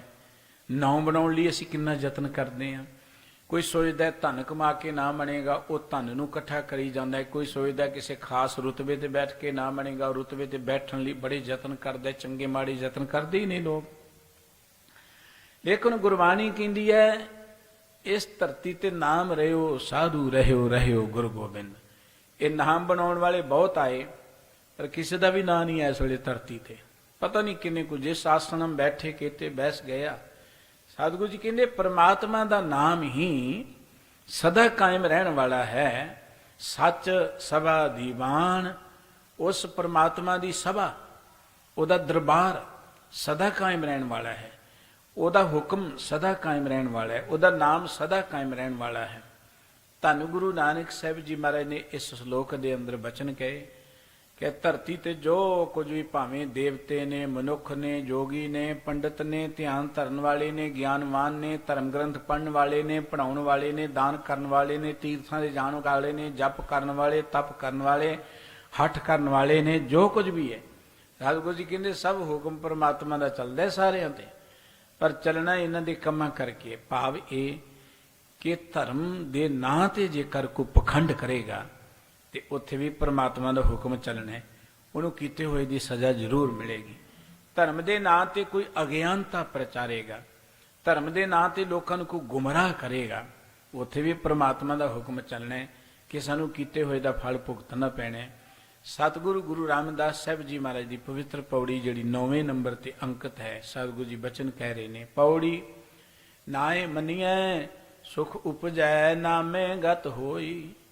ਧੰਨ ਗੁਰੂ ਰਾਮਦਾਸ ਜੀ ਮਹਾਰਾਜ ਕਹਿੰਦੇ ਜੇ ਨਾਮ ਨੂੰ ਮੰਨ ਲਈਏ, ਨਾਮ ਨੂੰ ਮੰਨਣ ਦਾ ਅਰਥ ਕੀ ਹੈ? ਪਹਿਲੀ ਗੱਲ, ਨਾਮ ਨੂੰ ਸੁਣ ਕੇ ਸਾਡਾ ਮਨ ਨਾਮ ਵਿੱਚ ਪਤੀਜ ਜਾਏ, ਜੁੜ ਜਾਏ। ਅਗਲੀ ਗੱਲ, ਨਾਮ ਨੂੰ ਮੰਨਣ ਦਾ ਅਰਥ ਹੈ ਕਿ ਸਾਨੂੰ ਇਹ ਪਤਾ ਲੱਗ ਜਾਏ ਕਿ ਅਸੀਂ ਇਸ ਧਰਤੀ ਤੇ ਨਾਮ ਨਾਲ ਜੁੜਨ ਦੇ ਲਈ ਹੀ ਆਏ ਹਾਂ। ਸਾਡੀ ਜ਼ਿੰਦਗੀ ਦਾ ਮਕਸਦ ਨਾਮ ਹੈ। ਨਾਮ ਨਾਲ ਜੁੜਾਂਗੇ ਸਾਡਾ ਨਾਮ ਹੀ ਬਣ ਜਾਏਗਾ। ਨਾਮ ਸਰਬ ਵਿਆਪਕ ਹੈ। ਨਾਮ ਜਿਹੜਾ ਹੈ ਉਹ ਹਰ ਮਨੁੱਖ ਦੇ ਅੰਦਰ ਹੈ। ਗੁਰਬਾਣੀ ਕਹਿੰਦੀ ਨਵਨਿਧ ਅੰਮ੍ਰਿਤ ਪ੍ਰਭ ਕਾ ਨਾਮ ਦੇਹੀ ਮੈਂ ਇਸਕਾ ਵਿਸਰਾਮ। ਹਰ ਮਨੁੱਖ ਦੇ ਅੰਦਰ ਨਾਮ ਹੈ। ਜਿਉਂ-ਜਿਉਂ ਅਸੀਂ ਪ੍ਰਮਾਤਮਾ ਦੇ ਸ਼ੁਕਰਾਨੇ 'ਚ ਜੁੜਾਂਗੇ, ਪ੍ਰਮਾਤਮਾ ਦੇ ਗੁਣ ਗਾਵਾਂਗੇ, ਤਿਉਂ-ਤਿਉਂ ਸਾਡੀ ਸਾਂਝ ਨਾਮ ਦੇ ਨਾਲ ਬਣੇਗੀ। ਇਸ ਕਰਕੇ ਸਤਿਗੁਰੂ ਸਾਹਿਬ ਜੀ ਕਹਿੰਦੇ ਨਾਮ ਮੰਨਣ। ਨਾਮ ਮੰਨਣ ਦਾ ਅਰਥ ਹੈ ਇੱਕ ਨਾਮ ਮੁਖ ਤੋਂ ਜਪਣਾ, ਨਾਮ ਵਿੱਚ ਸੁਰਤ ਜੋੜਨੀ, ਇਹ ਗੱਲ ਮੰਨ ਲੈਣੀ ਕਿ ਸਾਡੀ ਜ਼ਿੰਦਗੀ ਦਾ ਮਕਸਦ ਹੀ ਨਾਮ ਨਾਲ ਜੁੜਨਾ ਹੈ। ਸਾਹਿਬ ਕਹਿੰਦੇ ਜਦੋਂ ਨਾਮ ਨੂੰ ਮੰਨ ਲਵਾਂਗੇ ਸੁਖ ਉਪਜੈ। ਦੇਖੋ ਸੁਖ ਕਿਸੇ ਨੇ ਨਹੀਂ ਦੇਣਾ, ਸੁਖ ਕਿਸੇ ਵਸਤੂ ਚੋਂ ਨਹੀਂ ਮਿਲਣਾ, ਸੁਖ ਕਿਸੇ ਮਨੁੱਖ ਪਾਸੋਂ ਨਹੀਂ ਮਿਲਣਾ, ਸੁਖ ਕਿਸੇ ਥਾਂ ਤੇ ਰੁਤਬੇ ਚੋਂ ਨਹੀਂ ਮਿਲਣਾ। ਸਤਿਗੁਰੂ ਜੀ ਨੇ ਸੁਖ ਦੇ ਪ੍ਰਥਾਏ ਨਾਲ ਬਚਨ ਵਰਤਿਆ ਉਪਜੈ। ਸੁਖ ਤਾਂ ਤੁਹਾਡੇ ਅੰਦਰੋਂ ਉਪਜਣਾ, ਪੈਦਾ ਹੋਣਾ। ਜਿਵੇਂ ਧਰਤੀ ਦੇ ਵਿੱਚੋਂ ਫਸਲ ਨਹੀਂ ਉਪਜਦੀ, ਇਵੇਂ ਸੁੱਖ ਸਾਡੀ ਜ਼ਿੰਦਗੀ 'ਚੋਂ ਉਪਜਣਾ, ਦੁੱਖ ਵੀ ਸਾਡੀ ਜ਼ਿੰਦਗੀ 'ਚੋਂ ਉਪਜਣੇ। ਸੁੱਖ ਦੁੱਖ ਕਦੋਂ ਪੈਦਾ ਹੁੰਦੇ ਨੇ? ਜੋ ਅਸੀਂ ਕਰਮ ਕਰਦੇ ਹਾਂ ਉਹਨਾਂ ਦਾ ਰਿਜ਼ਲਟ ਹੀ ਤੇ ਸੁੱਖ ਦੁੱਖ ਹੁੰਦਾ, ਉਹਦੇ 'ਚੋਂ ਸੁੱਖ ਦੁੱਖ ਪੈਦਾ ਹੁੰਦਾ। ਇਸ ਕਰਕੇ ਸਤਿਗੁਰੂ ਜੀ ਕਹਿੰਦੇ ਨਾ ਇਹ ਮੰਨੀਏ ਸੁੱਖ ਉਪਜੈ। ਜੇ ਅਸੀਂ ਨਾਮ ਨੂੰ ਮੰਨ ਲਈਏ, ਨਾਮ ਵਿੱਚ ਸਾਡੀ ਸੁਰਤ ਜੁੜ ਜਾਏ। ਸਤਿਗੁਰੂ ਨਾਨਕ ਸਾਹਿਬ ਜੀ ਨੇ ਕਿਹਾ ਸੀ ਕਿ ਨਾਮ ਨੂੰ ਮੰਨਣ ਵਾਲਾ ਤੇ ਇੰਨਾ ਮਹਾਨ ਮੰਨੇ ਕੀ ਗਤ ਕਹੀ ਨਾ ਜਾਏ। ਜੇ ਕੋ ਕਹਿ ਪਿਛੇ ਪਛਤਾਏ, ਕਾਗਦ ਕਲਮ ਨਾ ਲਿਖਣ ਹਾਰ, ਮੰਨੇ ਕਾਵੈ ਕਰਨ ਵਿਚਾਰ। ਐਸਾ ਨਾਮ ਨਿਰੰਜਨ ਹੋਏ, ਜੇ ਕੋ ਮਨ ਜਾਣੈ ਮਨ ਕੋਏ। ਕੋ ਮਨ ਕਰਕੇ ਨਾਮ ਨੂੰ ਮੰਨ ਕੇ ਤਾਂ ਦੇਖੇ, ਨਾਮ ਇੰਨਾ ਮਹਾਨ ਹੈ। ਸਤਿਗੁਰੂ ਜੀ ਕਹਿੰਦੇ ਨੇ ਸੁੱਖ ਉਪਜੈ। ਨਾਮ ਨਾਲ ਜੁੜਿਆਂ ਤੇ ਮਿਲਦਾ ਹੀ ਸੁੱਖ ਹੈ। ਸਤਿਗੁਰੂ ਜੀ ਦਾ ਅੰਮ੍ਰਿਤ ਬਚਨ ਦੇਖੋ, ਦੁਨੀਆ ਦੇ ਹੋਰ ਜਿੰਨੇ ਕੰਮਕਾਰ ਨੇ, ਪਦਾਰਥ ਨੇ, ਵਸਤੂਆਂ ਨੇ, ਮਨੁੱਖ ਨੇ, ਹਰ ਥਾਂ ਤੋਂ ਸੁੱਖ ਕਿਤਿਓਂ ਹਮੇਸ਼ਾ ਨਹੀਂ ਮਿਲਦਾ। ਜੇ ਇੱਕ ਸੁੱਖ ਮਿਲਿਆ ਤਾਂ ਉਹਦੇ ਨਾਲ ਦੁੱਖ ਵੀ ਆ ਜਾਏਗਾ। ਕੋਈ ਮਨੁੱਖ ਹੈ ਨਾ, ਤੁਸੀਂ ਕਹੋ ਜੀ ਇਹ ਬੰਦਾ ਬਹੁਤ ਮੇਰਾ ਮਦਦਗਾਰ ਹੈ, ਉਹ ਜੇ ਇੱਕ ਮਦਦ ਕਰੇਗਾ ਤੇ ਅੱਗੇ ਤੋਂ ਤੁਹਾਡੇ ਤੋਂ ਵੀ ਕੋਈ ਆਸ ਰੱਖੇਗਾ, ਤੁਹਾਡੇ ਤੇ ਹੋਰ ਕੋਈ ਨਾ ਕੋਈ ਉਹ ਤੁਹਾਨੂੰ ਉਹਦੀ ਮੁਤਾਜ਼ਗੀ ਕਰਨੀ ਪਏਗੀ। ਕਿਸੇ ਥਾਂ ਤੋਂ ਸਰਬ ਜਾਂ ਸਦੀਵੀ ਸੁੱਖ ਨਹੀਂ ਮਿਲ ਸਕਦਾ। ਜੇ ਇੱਕ ਕੋਈ ਸਹੂਲਤ ਹੈ ਤੇ ਨਾਲ ਕਈ ਪਰੇਸ਼ਾਨੀਆਂ ਜੁੜ ਜਾਂਦੀਆਂ ਨੇ, ਕਈ ਮਜਬੂਰੀਆਂ ਜੁੜ ਜਾਂਦੀਆਂ ਨੇ। ਤੇ ਗੁਰਬਾਣੀ ਕਹਿੰਦੀ ਹੈ ਕੇਵਲ ਇੱਕ ਪਰਮਾਤਮਾ ਦਾ ਨਾਮ ਹੈ। ਨਾਮ ਸਦਾ ਸੁਖਦਾਈ, ਹਰ ਕੋ ਨਾਮ ਸਦਾ ਸੁਖਦਾਈ। ਨਾਮ ਸਦਾ ਸੁਖਦਾਈ, ਹਰ ਕੋ ਨਾਮ ਸਦਾ ਸੁਖਦਾਈ। ਨਾਮ ਸਦਾ ਸੁਖਦਾਈ।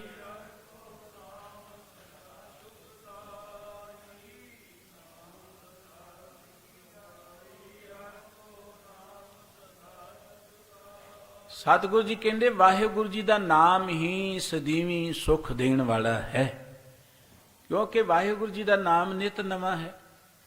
ਰਿਸ਼ਤੇਦਾਰੀ ਕੋ ਬਣਦੀ ਹੈ ਨਾ, ਸ਼ੁਰੂ ਚ ਬੜਾ ਚਾਅ ਹੁੰਦਾ ਹੈ, ਵਧੀਆ ਲੱਗਦੀ ਹੈ, ਹੋਣਾ ਵੀ ਚਾਹੀਦਾ, ਪਰ ਉਹ ਚਾਅ ਸਦਾ ਥੋੜਾ ਬਣਿਆ ਰਹਿੰਦਾ। ਉਹ ਜੋ ਸ਼ੁਰੂਆਤ ਵਿੱਚ ਸਾਡੇ ਅੰਦਰ ਇੱਕ ਉਮਾ ਸੀ, ਚਾਅ ਸੀ, ਜਿਉਂ-ਜਿਉਂ ਸਮਾਂ ਬਤੀਤ ਹੁੰਦਾ ਜਾਂਦਾ ਹੈ ਤਿਉਂ-ਤਿਉਂ ਉਹ ਚਾਅ ਜਿਹੜਾ ਨਾ ਮਿੱਠਾ ਹੋਈ ਚਲਿਆ ਜਾਂਦਾ ਹੈ। ਅਸੀਂ ਨਵੀਂ ਕਾਰ ਲੈ ਲਈਏ, ਕਿੰਨਾ ਚਾਅ ਹੁੰਦਾ ਹੈ, ਸਹਿਜੇ ਸਹਿਜੇ ਉਹ ਚਾਅ ਜਿਹੜਾ ਨਾ ਘਟਦਾ ਚਲਿਆ ਜਾਂਦਾ ਹੈ। ਨਵਾਂ ਘਰ ਬਣਾ ਲਈਏ, ਕਿੰਨੀ ਖੁਸ਼ੀ ਹੁੰਦੀ ਹੈ। ਉਸ ਘਰ 'ਚ ਰਹਿੰਦੇ ਰਹਿੰਦੇ ਸਹਿਜੇ ਸਹਿਜੇ ਉਹ ਖੁਸ਼ੀ ਜਿਹੜੀ ਹੈ ਉਹ ਨਹੀਂ ਰਹਿੰਦੀ ਜੋ ਆਰੰਭ ਦੇ ਵਿੱਚ ਸੀ। ਇਸੇ ਤਰੀਕੇ ਦੇ ਨਾਲ ਦੁਨੀਆ ਦੀ ਕੋਈ ਵਸਤੂ ਲੈ ਲਓ, ਕੋਈ ਪਦਾਰਥ ਲੈ ਲਓ, ਉਹ ਨਿਤ ਨਵੀਂ ਨਹੀਂ ਹੈ ਤੇ ਉਹਦੇ ਨਾਲ ਜੁੜ ਮਿਲੀ ਹੋਈ ਖੁਸ਼ੀ ਵੀ ਨਿਤ ਨਵੀਂ ਨਹੀਂ ਰਹਿੰਦੀ। ਪਰਮਾਤਮਾ ਨਿਤ ਨਵਾਂ ਹੈ। ਸਾਹਿਬ ਮੇਰਾ ਨੀਤ ਨਵਾਂ, ਸਦਾ ਸਦਾ ਦਾਤਾਰ। ਤੇ ਉਸ ਪਰਮਾਤਮਾ ਦੇ ਨਾਮ ਨਾਲ ਜੁੜਿਆ ਹਮੇਸ਼ਾ ਸੁਖ ਹੀ ਸੁਖ ਮਿਲਦਾ ਹੈ। ਨਾਮ ਵਿੱਚੋਂ ਕਦੀ ਦੁੱਖ ਮਿਲ ਹੀ ਨਹੀਂ ਸਕਦਾ। ਨਾਮ ਸੁੱਖਾਂ ਦਾ ਸਾਧਨ ਹੈ। ਨਾਮੇ ਗਤ ਹੋਈ। ਸਤਿਗੁਰੂ ਸਾਹਿਬ ਜੀ ਕਹਿੰਦੇ ਭਾਈ ਨਾਮ ਨੂੰ ਜਦੋਂ ਮੰਨ ਲਵਾਂਗੇ, ਨਾਮ ਨਾਲ ਜੁੜ ਕੇ ਗਤ ਦਾ ਅਰਥ ਹੁੰਦਾ ਹੈ ਉੱਚੀ ਅਵਸਥਾ। ਗਤ ਦਾ ਅਰਥ ਹੁੰਦਾ ਹੈ, ਇੱਕ ਆਮ ਲਫ਼ਜ਼ ਅਸੀਂ ਵਰਤਦੇ ਜੀ ਫਲਾਣੇ ਦੀ ਗਤੀ ਨਹੀਂ ਹੋਈ। ਉਹ ਗਤੀ ਦੇ ਅਰਥਾਂ ਦਾ ਨਹੀਂ ਪਤਾ ਲੋਕਾਂ ਨੂੰ। ਉਹ ਮੇਰੇ ਵਰਗੇ ਉਦੋਂ ਕਹੀ ਜਾਂਦੇ ਫਲਾਣੇ ਥਾਂ ਨਹਾ ਲਓ ਗਤੀ ਹੋ ਜਾਏਗੀ, ਉੱਥੇ ਦਾਨ ਕਰ ਦਿਓ, ਇਹ ਪੁੰਨ ਕਰ ਦਿਓ, ਇਹ ਜਗ ਕਰ ਦਿਓ, ਪਾਠ ਕਰੋ, ਗਤੀ ਹੋ ਜਾਏਗੀ। ਗਤੀ ਦੇ ਅਰਥਾਂ ਦਾ ਹੀ ਨਹੀਂ ਪਤਾ। ਗਤ ਕਹਿੰਦੇ ਨੇ ਚਾਲ ਨੂੰ।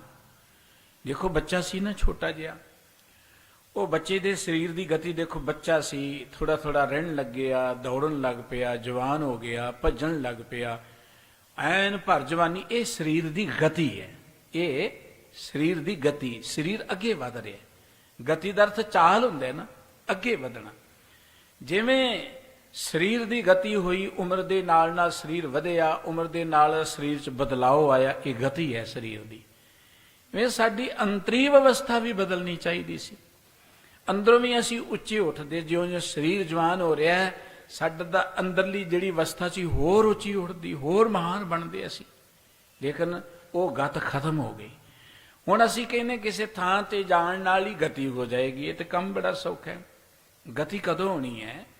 ਗਤੀ ਦਾ ਅਰਥ ਹੁੰਦਾ ਹੈ ਪਰਮ ਅਵਸਥਾ, ਗਤੀ ਦਾ ਅਰਥ ਹੁੰਦਾ ਹੈ ਜਿਹਨੂੰ ਮੁਕਤੀ ਵੀ ਕਈਆਂ ਨੇ ਕਿਹਾ, ਉਹ ਤਾਂ ਹੋਏਗੀ ਜੇ ਅਸੀਂ ਨਾਮ ਨਾਲ ਜੁੜਾਂਗੇ। ਜਿਉਂ-ਜਿਉਂ ਨਾਮ ਦਾ ਸਿਮਰਨ ਕਰਾਂਗੇ, ਵਾਹਿਗੁਰੂ ਜੀ ਦੀ ਸਿਫਤ ਸਲਾਹ ਵਿੱਚ ਜੁੜਾਂਗੇ, ਤਿਉਂ-ਤਿਉਂ ਔਗੁਣ ਮਿਟਣਗੇ, ਤਿਉਂ-ਤਿਉਂ ਗੁਣ ਆਉਣਗੇ। ਜਿਉਂ-ਜਿਉਂ ਗੁਣ ਆਉਣਗੇ ਸਾਡੀ ਗਤੀ ਹੁੰਦੀ ਜਾਏਗੀ। ਇਵੇਂ ਕਹਿ ਲਓ ਕਿ ਸਾਡੀ ਚਾਲ ਰਫਤਾਰ ਬਣਦੀ ਜਾਏਗੀ, ਅੱਗੇ ਵੱਧਦੇ ਚੱਲਾਂਗੇ। ਅਸੀਂ ਇਸ ਧਰਤੀ ਤੇ ਰੁਕਣ ਲਈ ਨਹੀਂ ਆਏ, ਇੱਕ ਥਾਂ ਤੇ ਬੈਠਣ ਲਈ ਨਹੀਂ ਆਏ। ਗੁਰਬਾਣੀ ਕਹਿੰਦੀ ਅਗਾਹਾਂ ਕੂ ਤਰਾਂਗ ਪਿਛਾਂ ਫੇਰਨਾ ਮੋਹ ਡੜਾ, ਬੰਦਿਆ ਅੱਗੇ ਵੱਧ।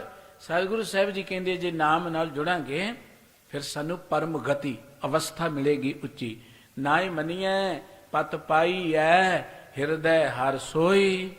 ਇਹ ਜੇ ਨਾਮ ਨੂੰ ਕਿਤੇ ਮੰਨ ਲਈਏ ਅਸੀਂ, ਸਾਡਾ ਮਨ ਨਾਮ ਵਿੱਚ ਜੁੜ ਜਾਏ, ਪਤੀਜ ਜਾਏ, ਰੀਝ ਜਾਏ, ਫਿਰ ਸਾਨੂੰ ਇੱਜ਼ਤ ਮਿਲੇਗੀ। ਪਤ ਮਿਲਣਾ ਇੱਜ਼ਤ। ਇੱਜ਼ਤ ਬਣਾਉਣ ਲਈ ਬਹੁਤ ਲੋਕੀ ਯਤਨ ਕਰਦੇ ਨੇ। ਕਿਸੇ ਨੇ ਸੋਚਿਆ ਪੈਸੇ ਨਾਲ ਇੱਜ਼ਤ ਬਣਦੀ ਹੈ, ਰੁਤਬੇ ਨਾਲ ਇੱਜ਼ਤ ਬਣਦੀ ਹੈ, ਜਾਂ ਗੱਲਾਂ ਨਾਲ ਇੱਜ਼ਤ ਬਣਦੀ ਹੈ, ਰਿਸ਼ਤੇਦਾਰਾਂ ਨਾਲ ਇੱਜ਼ਤ ਬਣਦੀ ਹੈ। ਸਤਿਗੁਰੂ ਸਾਹਿਬ ਜੀ ਨੇ ਇੱਕ ਬਚਨ ਕਿਹਾ, ਲੱਖ ਲਸ਼ਕਰ ਲੱਖ ਵਾਜੇ ਨੇਜੇ, ਲੱਖ ਉੱਠ ਕਰਹਿ ਸਲਾਮ, ਲੱਖਾਂ ਉੱਪਰ ਫਰਮਾਇਸ਼ ਤੇਰੀ, ਲੱਖ ਉੱਠ ਰਾਖੇ ਮਾਨ। ਜੇ ਪਤ ਲੇਖੇ ਨਾ ਪਵੈ ਸਭ ਨਿਰਾਫਲ ਕਾਮ। ਬੰਦਿਆ ਤੂੰ ਬੜੀਆਂ ਫੌਜਾਂ ਰੱਖੀਆਂ ਹੋਣ, ਲਸ਼ਕਰ ਮੈਣਾ ਲਾਓ ਲਸ਼ਕਰ ਹੋਏ ਤੇਰੇ ਕੋਲ ਫੌਜਾਂ ਹੋਣ, ਤੇਰੇ ਅੱਗੇ ਅੱਗੇ ਨੇਜਾ ਧਾਰੀ ਐ ਸ਼ਸਤਰ ਧਾਰੀ ਜਵਾਨ ਤੁਰੇ ਜਾਣ, ਤੇਰੇ ਅੱਗੇ ਅੱਗੇ ਵਾਜੇ ਵੀ ਵੱਜਣ, ਤੇਰੀ ਕੀਰਤੀ ਦੇ ਵਾਜੇ ਵੱਜਣ, ਤੈਨੂੰ ਲੱਖਾਂ ਲੋਕੀ ਖਲੋ ਖਲੋ ਕੇ ਸਲਾਮਾਂ ਕਰਨ, ਲੱਖਾਂ ਲੋਕੀ ਤੇਰਾ ਸਤਿਕਾਰ ਕਰਨ। ਪਰ ਇਹ ਗੱਲ ਚੇਤੇ ਰੱਖੀ, ਜੇ ਰੱਬ ਦੇ ਦਰ ਤੇ ਇੱਜ਼ਤ ਨਾ ਬਣੀ ਤੇ ਆ ਇੱਜ਼ਤ ਮਿੱਟੀ ਹੈ, ਇਹ ਢਹਿ ਢੇਰੀ ਹੈ, ਇਹਦਾ ਕੋਈ ਖਾਸ ਨਹੀਂ ਹੈ। ਉਹ ਪ੍ਰਮਾਤਮਾ ਦੀਆਂ ਨਜ਼ਰਾਂ 'ਚ ਪ੍ਰਵਾਨ ਨਾ ਹੋਇਆ ਤਾਂ ਸਤਿਗੁਰੂ ਜੀ ਕਹਿੰਦੇ ਜੇ ਤਿਸ ਨਦਰ ਨਾ ਆਵੇ ਤਾਂ ਬਾਤ ਨਾ ਪੁੱਛੇ, ਕਿ ਕਿਸੇ ਨੇ ਤੇਰੀ ਗੱਲ ਬਾਤ ਨਹੀਂ ਪੁੱਛਣੀ। ਇਸ ਕਰਕੇ ਸਾਹਿਬ ਜੀ ਕਹਿੰਦੇ ਇੱਜ਼ਤ ਕਦੋਂ ਮਿਲੇਗੀ? ਨਾ ਹੀ ਮੰਨੀਐ ਪਤ ਪਾਈ ਹੈ। ਦੇਖੋ ਇੱਜ਼ਤ ਉਹ ਨਹੀਂ ਹੈ ਕਿ ਮੇਰੇ ਕੋਲ ਡਾਂਗ ਹੈ ਤੇ ਦੁਨੀਆ ਮੈਨੂੰ ਮੱਥੇ ਟੇਕੇ, ਜਾਂ ਮੈਂ ਲੋਕਾਂ ਨੂੰ ਗੁੰਮਰਾਹ ਕਰਾਂ ਤੇ ਦੁਨੀਆ ਅੱਗੇ ਪਿੱਛੇ ਤੁਰੀ ਫਿਰੇ, ਝੂਠ ਝਾੜ ਬੋਲ ਕੇ ਮੈਂ ਲੋਕਾਂ ਪਾਸੋਂ ਵਾਹਵਾ ਕਰਾ ਲਾਂ, ਇਹ ਕੋਈ ਇੱਜ਼ਤ ਨਹੀਂ ਹੈ। ਚਾਰ ਲੋਕੀ ਮੈਨੂੰ ਮੂੰਹ ਤੇ ਵਾਹਵਾ ਕਹਿ ਦੇਣ, 50 ਪਿੱਛੇ ਗਾਲਾਂ ਕੱਢੀ ਜਾਣ, ਇਹ ਕਾਹਦੀ ਇੱਜ਼ਤ ਹੈ? ਇੱਜ਼ਤ ਤੇ ਉਹ ਹੈ ਕਿ ਤੁਸੀਂ ਇਸ ਧਰਤੀ ਤੇ ਨਾਮ ਹੀ ਰਹੋ ਤੇ ਤੁਹਾਡੀ ਓਨੀ ਵਡਿਆਈ ਰਹੇ ਜਿੰਨੀ ਜਿਉਂਦਿਆਂ ਸੀ। ਤੁਸੀਂ ਰੁਤਬੇ ਤੇ ਨਾਮ ਹੀ ਰਹੋ, ਦੁਨੀਆ ਤੁਹਾਨੂੰ ਉਹੀ ਸਤਿਕਾਰ ਦੇਵੇ ਜੋ ਰੁਤਬੇ ਵਾਲਾ ਸੀ। ਇਹ ਰੁਤਬੇ ਪ੍ਰਮਾਤਮਾ ਨੇ ਦਿੱਤੇ ਨੇ ਤਾਂ ਕਿ ਅਸੀਂ ਰੁਤਬਿਆਂ ਦੇ ਹਾਣੀ ਬਣ ਕੇ ਇੰਨੇ ਉੱਚੇ ਉੱਠ ਸਕੀਏ ਕਿਰਦਾਰ ਕਰਕੇ ਕਿ ਦੁਨੀਆ ਸਾਨੂੰ ਇਹੀ ਮਾਣ ਹਮੇਸ਼ਾ ਦੇਵੇ। ਪਰ ਹੁੰਦਾ ਕੀ ਹੈ, ਉਹ ਨੀਵੇਂ ਆਚਾਰ ਦੇ ਲੋਕ ਜਦੋਂ ਰੁਤਬਿਆਂ ਤੇ ਚਲੇ ਜਾਂਦੇ ਨੇ, ਉਹ ਰੁਤਬਿਆਂ ਨੂੰ ਨੀਵਿਆਂ ਕਰ ਦਿੰਦੇ ਨੇ। ਰੁਤਬਿਆਂ ਦੀ ਜਿਹੜੀ ਗਰਿਮਾ ਹੁੰਦੀ ਹੈ, ਪ੍ਰਭਤਾ ਹੁੰਦੀ, ਉਹਨੂੰ ਘਟਾ ਦਿੰਦੇ ਨੇ। ਰੁਤਬਿਆਂ ਦੀ ਇੱਜ਼ਤ ਨੂੰ ਰੋਲ ਕੇ ਰੱਖ ਦਿੰਦੇ ਨੇ। ਰੁਤਬੇ ਬੜੇ ਵਧੀਆ ਨੇ ਪਰ ਘਟੀਆ ਲੋਕ ਉਹਨਾਂ ਰੁਤਬਿਆਂ ਨੂੰ ਨੀਵਿਆਂ ਕਰ ਦਿੰਦੇ ਨੇ।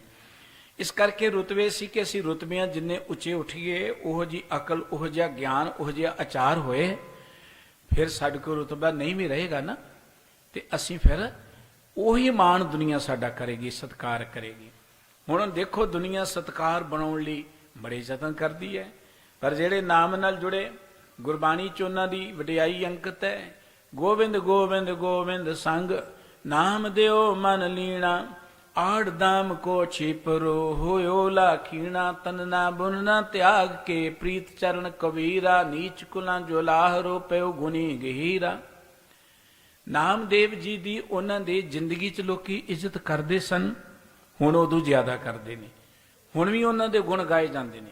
ਜਿੰਨਾ ਚਿਰ ਇਸ ਧਰਤੀ ਤੇ ਸ੍ਰੀ ਗੁਰੂ ਗ੍ਰੰਥ ਸਾਹਿਬ ਜੀ ਦੀ ਪਵਿੱਤਰ ਬਾਣੀ ਗੂੰਜਦੀ ਹੈ, ਉਹਨਾਂ ਚਿਰ ਨਾਮਦੇਵ ਸਾਹਿਬ ਜੀ ਦੀ ਜੈ ਜੈਕਾਰ ਹੁੰਦੀ ਰਹੇਗੀ, ਕਬੀਰ ਸਾਹਿਬ ਜੀ ਦੀ ਜੈ ਜੈਕਾਰ ਹੁੰਦੀ ਰਹੇਗੀ, ਰਵਿਦਾਸ ਸਾਹਿਬ ਜੀ ਦੀ ਜੈ ਜੈਕਾਰ ਹੁੰਦੀ ਰਹੇਗੀ। ਉਹ ਲੋਕ ਬੜੇ ਭੁਲੇਖੇ ਵਿੱਚ ਨੇ ਜਿਹੜੇ ਕਹਿੰਦੇ ਜੀ ਐ ਭਗਤ ਜੀ ਦੀ ਬਾਣੀ ਵੱਖਰੀ ਕਰ ਦਿਓ ਗੁਰੂ ਗ੍ਰੰਥ ਸਾਹਿਬ ਜੀ ਤੋਂ। ਉਹ ਕੋਈ ਭਗਤ ਜੀ ਦੀ ਵਡਿਆਈ ਦੀ ਗੱਲ ਨਹੀਂ ਕਰ ਰਹੇ। ਉਹਨਾਂ ਨੂੰ ਇਹ ਪਤਾ ਹੀ ਨਹੀਂ ਕਿ ਗੁਰੂ ਗ੍ਰੰਥ ਸਾਹਿਬ ਜੀ ਦੀ ਬਾਣੀ ਕਰਕੇ ਭਗਤਾਂ ਦੀ ਜੈ ਜੈਕਾਰ ਧਰਤੀ ਤੇ ਬਣੀ ਰਹਿਣੀ ਹੈ। ਇਹ ਗੁਰੂ ਸਾਹਿਬ ਨੇ ਏਡਾ ਵੱਡਾ ਮਾਣ ਦੇਤਾ ਨਾਮ ਜਪਣ ਕਰਕੇ, ਜਿਨ੍ਹਾਂ ਨੇ ਨਾਮ ਜਪਿਆ। ਸਾਹਿਬ ਕਹਿੰਦੇ ਨਾਮ ਨਾਲ ਜੁੜਾਂਗੇ ਇੱਜ਼ਤ ਮਿਲੇਗੀ ਸਾਨੂੰ। ਹਿਰਦੈ ਹਰ ਸੋਏ, ਸਾਡੇ ਹਿਰਦੇ 'ਚ ਪਰਮਾਤਮਾ ਆਪ ਹੀ ਵਸ ਜਾਏਗਾ ਆ ਕੇ। ਨਾਏ ਮੰਨੀਐ ਭਵਜਲ ਲੰਘੀਐ। ਭਾਈ ਜੇ ਆਪਾਂ ਨਾਮ ਨੂੰ ਮੰਨ ਲਵਾਂਗੇ ਭੌਜਲ ਲੰਘ ਜਾਵਾਂਗੇ। ਭੌਜਲ ਭਵ ਦਾ ਅਰਥ ਹੁੰਦਾ ਡਰ, ਭਵਜਲ ਜਿੱਥੇ ਡਰ ਦਾ ਹੀ ਪਾਣੀ ਹੈ। ਭਉ ਸਾਗਰ ਉਹ ਸਮੁੰਦਰ ਜਿਹੜਾ ਡਰ ਨਾਲ ਭਰਿਆ ਪਿਆ, ਉਹ ਕਿਹੜਾ ਸਮੁੰਦਰ ਹੈ ਜੀ? ਉਹ ਕੋ ਮਰਨ ਤੋਂ ਬਾਅਦ ਲੰਘਣੇ ਅਸੀਂ ਨਹੀਂ, ਉਹ ਤੇ ਜਿਉਂਦੇ ਲੰਘਣੇ। ਸਾਡੇ ਅੰਦਰ ਉਹ ਭੌਜਲ ਹੈ। ਅੰਦਰ ਹਰ ਮਨੁੱਖ ਦੇ ਅੰਦਰ ਚਿੰਤਾ ਹੈ, ਸਹਿਮ ਹੈ, ਡਰ ਹੈ। ਕੋਈ ਮਨੁੱਖ ਨਹੀਂ ਕਹਿ ਸਕਦਾ ਕਿ ਮੇਰੇ ਅੰਦਰ ਕੋਈ ਚਿੰਤਾ ਨਹੀਂ ਹੈ। ਭਾਵੇਂ ਕੋਈ ਗਰੀਬ ਹੈ, ਅਮੀਰ ਹੈ, ਪੜ੍ਹਿਆ ਹੈ ਜਾਂ ਨਹੀਂ ਪੜ੍ਹਿਆ ਹੈ, ਤੰਦਰੁਸਤ ਹੈ ਤੇ ਭਾਵੇਂ ਕੋਈ ਰੋਗੀ ਹੈ, ਹਰ ਮਨੁੱਖ ਚਿੰਤਤ ਹੀ ਦੀਸੈ ਸਭ ਕੋਈ। ਹਰ ਮਨੁੱਖ ਡਰ ਦੇ ਵਿੱਚ ਜੀਉ ਰਿਹਾ ਹੈ, ਡਰ ਦੇ ਅੰਦਰ ਜੀਉ ਰਿਹਾ ਹੈ। ਇਸ ਕਰਕੇ ਇਹ ਭੌਜਲ ਹੈ। ਸਾਡੀ ਸੁਰਤ ਭੌਜਲ ਦੇ ਅੰਦਰ ਗੋਤੇ ਖਾਂਦੀ ਰਹਿੰਦੀ ਹੈ, ਘੁੰਮਣ ਘੇਰੀਆਂ 'ਚ ਫਸ ਗਈ ਹੈ। ਪਰ ਸਤਿਗੁਰੂ ਜੀ ਕਹਿੰਦੇ ਜਦੋਂ ਤੁਸੀਂ ਨਾਮ ਨਾਲ ਜੁੜੋਗੇ, ਸੁਰਤ ਨਾਮ ਨਾਲ ਜੁੜੀ, ਨਾਮ ਸਾਡੇ ਅੰਦਰੋਂ ਡਰ ਨੂੰ ਹੀ ਕੱਟਦਾ ਹੈ। ਗੁਰੂ ਕੀ ਬਾਣੀ ਕਹਿੰਦੀ ਹੈ, ਜਿਨ ਸੇ ਨਿਰਭਉ ਸੇ ਨਿਰਭਉ ਭੈ ਜੀ ਜਿਨ ਹਰ, ਜਿਨ ਨਿਰਭਉ ਜਿਨ ਹਰ ਨਿਰਭਉ ਧਿਆਇਆ ਜੀ ਤਿਨ ਕਾ ਭਉ ਸਭ ਗਵਾਸੀ। ਨਿਰਭਉ ਜਪੈ ਸਗਲ ਭਉ ਮਿਟੈ। ਨਿਰਭਉ ਦਾ ਸਿਮਰਨ ਕਰਨ ਦੇ ਨਾਲ ਸਾਰੇ ਡਰ ਮਿਟ ਜਾਂਦੇ ਨੇ।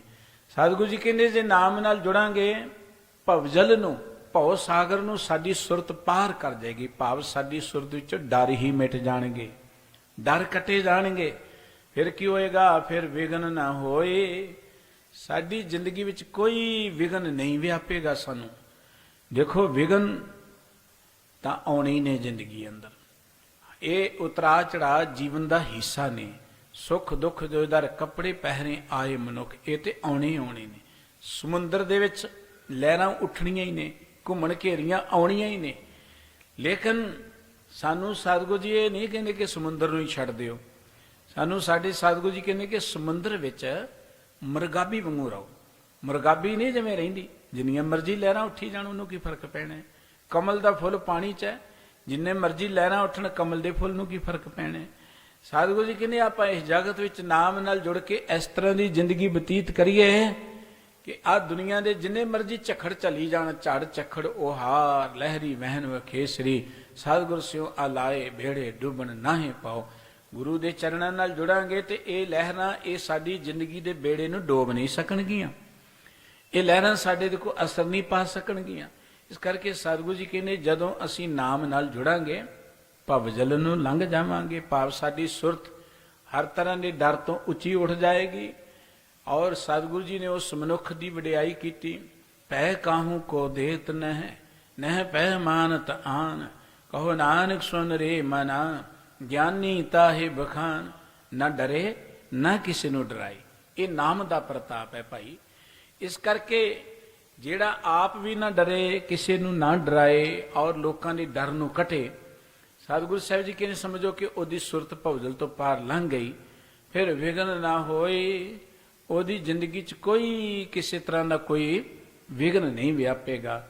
ਨਾਏ ਮੰਨੀਐ ਪਤ ਪਾਈਐ ਹਿਰਦੈ ਹਰ ਸੋਈ, ਨਾਏ ਮੰਨੀਐ ਪੰਥ ਪ੍ਰਗਟਾ ਨਾਮੇ ਸਭ ਲੋਈ।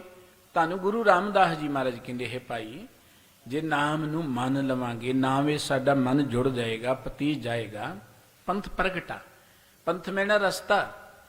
ਇੱਕ ਬਚਨ ਪੜ੍ਹਦੇ ਹਾਂ, ਮੰਨੈ ਮਗ ਨਾ ਚੱਲੇ ਪੰਥ, ਮੰਨੈ ਧਰਮ ਸੇਤੀ ਸੰਬੰਧ। ਸਤਿਗੁਰੂ ਜੀ ਕਹਿੰਦੇ ਕਿ ਜਿਹੜਾ ਵਾਹਿਗੁਰੂ ਜੀ ਦੇ ਨਾਮ ਨੂੰ ਮੰਨਦਾ ਹੈ ਨਾ, ਉਹਦਾ ਸਿੱਧਾ ਸੰਬੰਧ ਧਰਮ ਨਾਲ ਹੁੰਦਾ ਹੈ।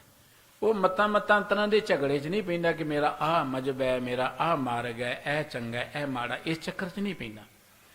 ਉਹਦਾ ਧਰਮ ਨਾਲ ਸੰਬੰਧ ਹੁੰਦਾ। ਹੁਣ ਧਰਮ ਨਾਲ ਸੰਬੰਧ ਦੇਖੋ ਨਾ, ਗੁਰੂ ਨਾਨਕ ਸਾਹਿਬ ਜੀ ਜੇ ਮੁਸਲਮਾਨ ਨਾਲ ਗੱਲ ਕਰਦੇ ਨੇ ਤੇ ਮੁਸਲਮਾਨ ਨੂੰ ਵੀ ਧਰਮ ਦੀ ਗੱਲ ਦੱਸਦੇ ਨੇ, ਮੁਸਲਮਾਨ ਵੀ ਖੁਸ਼।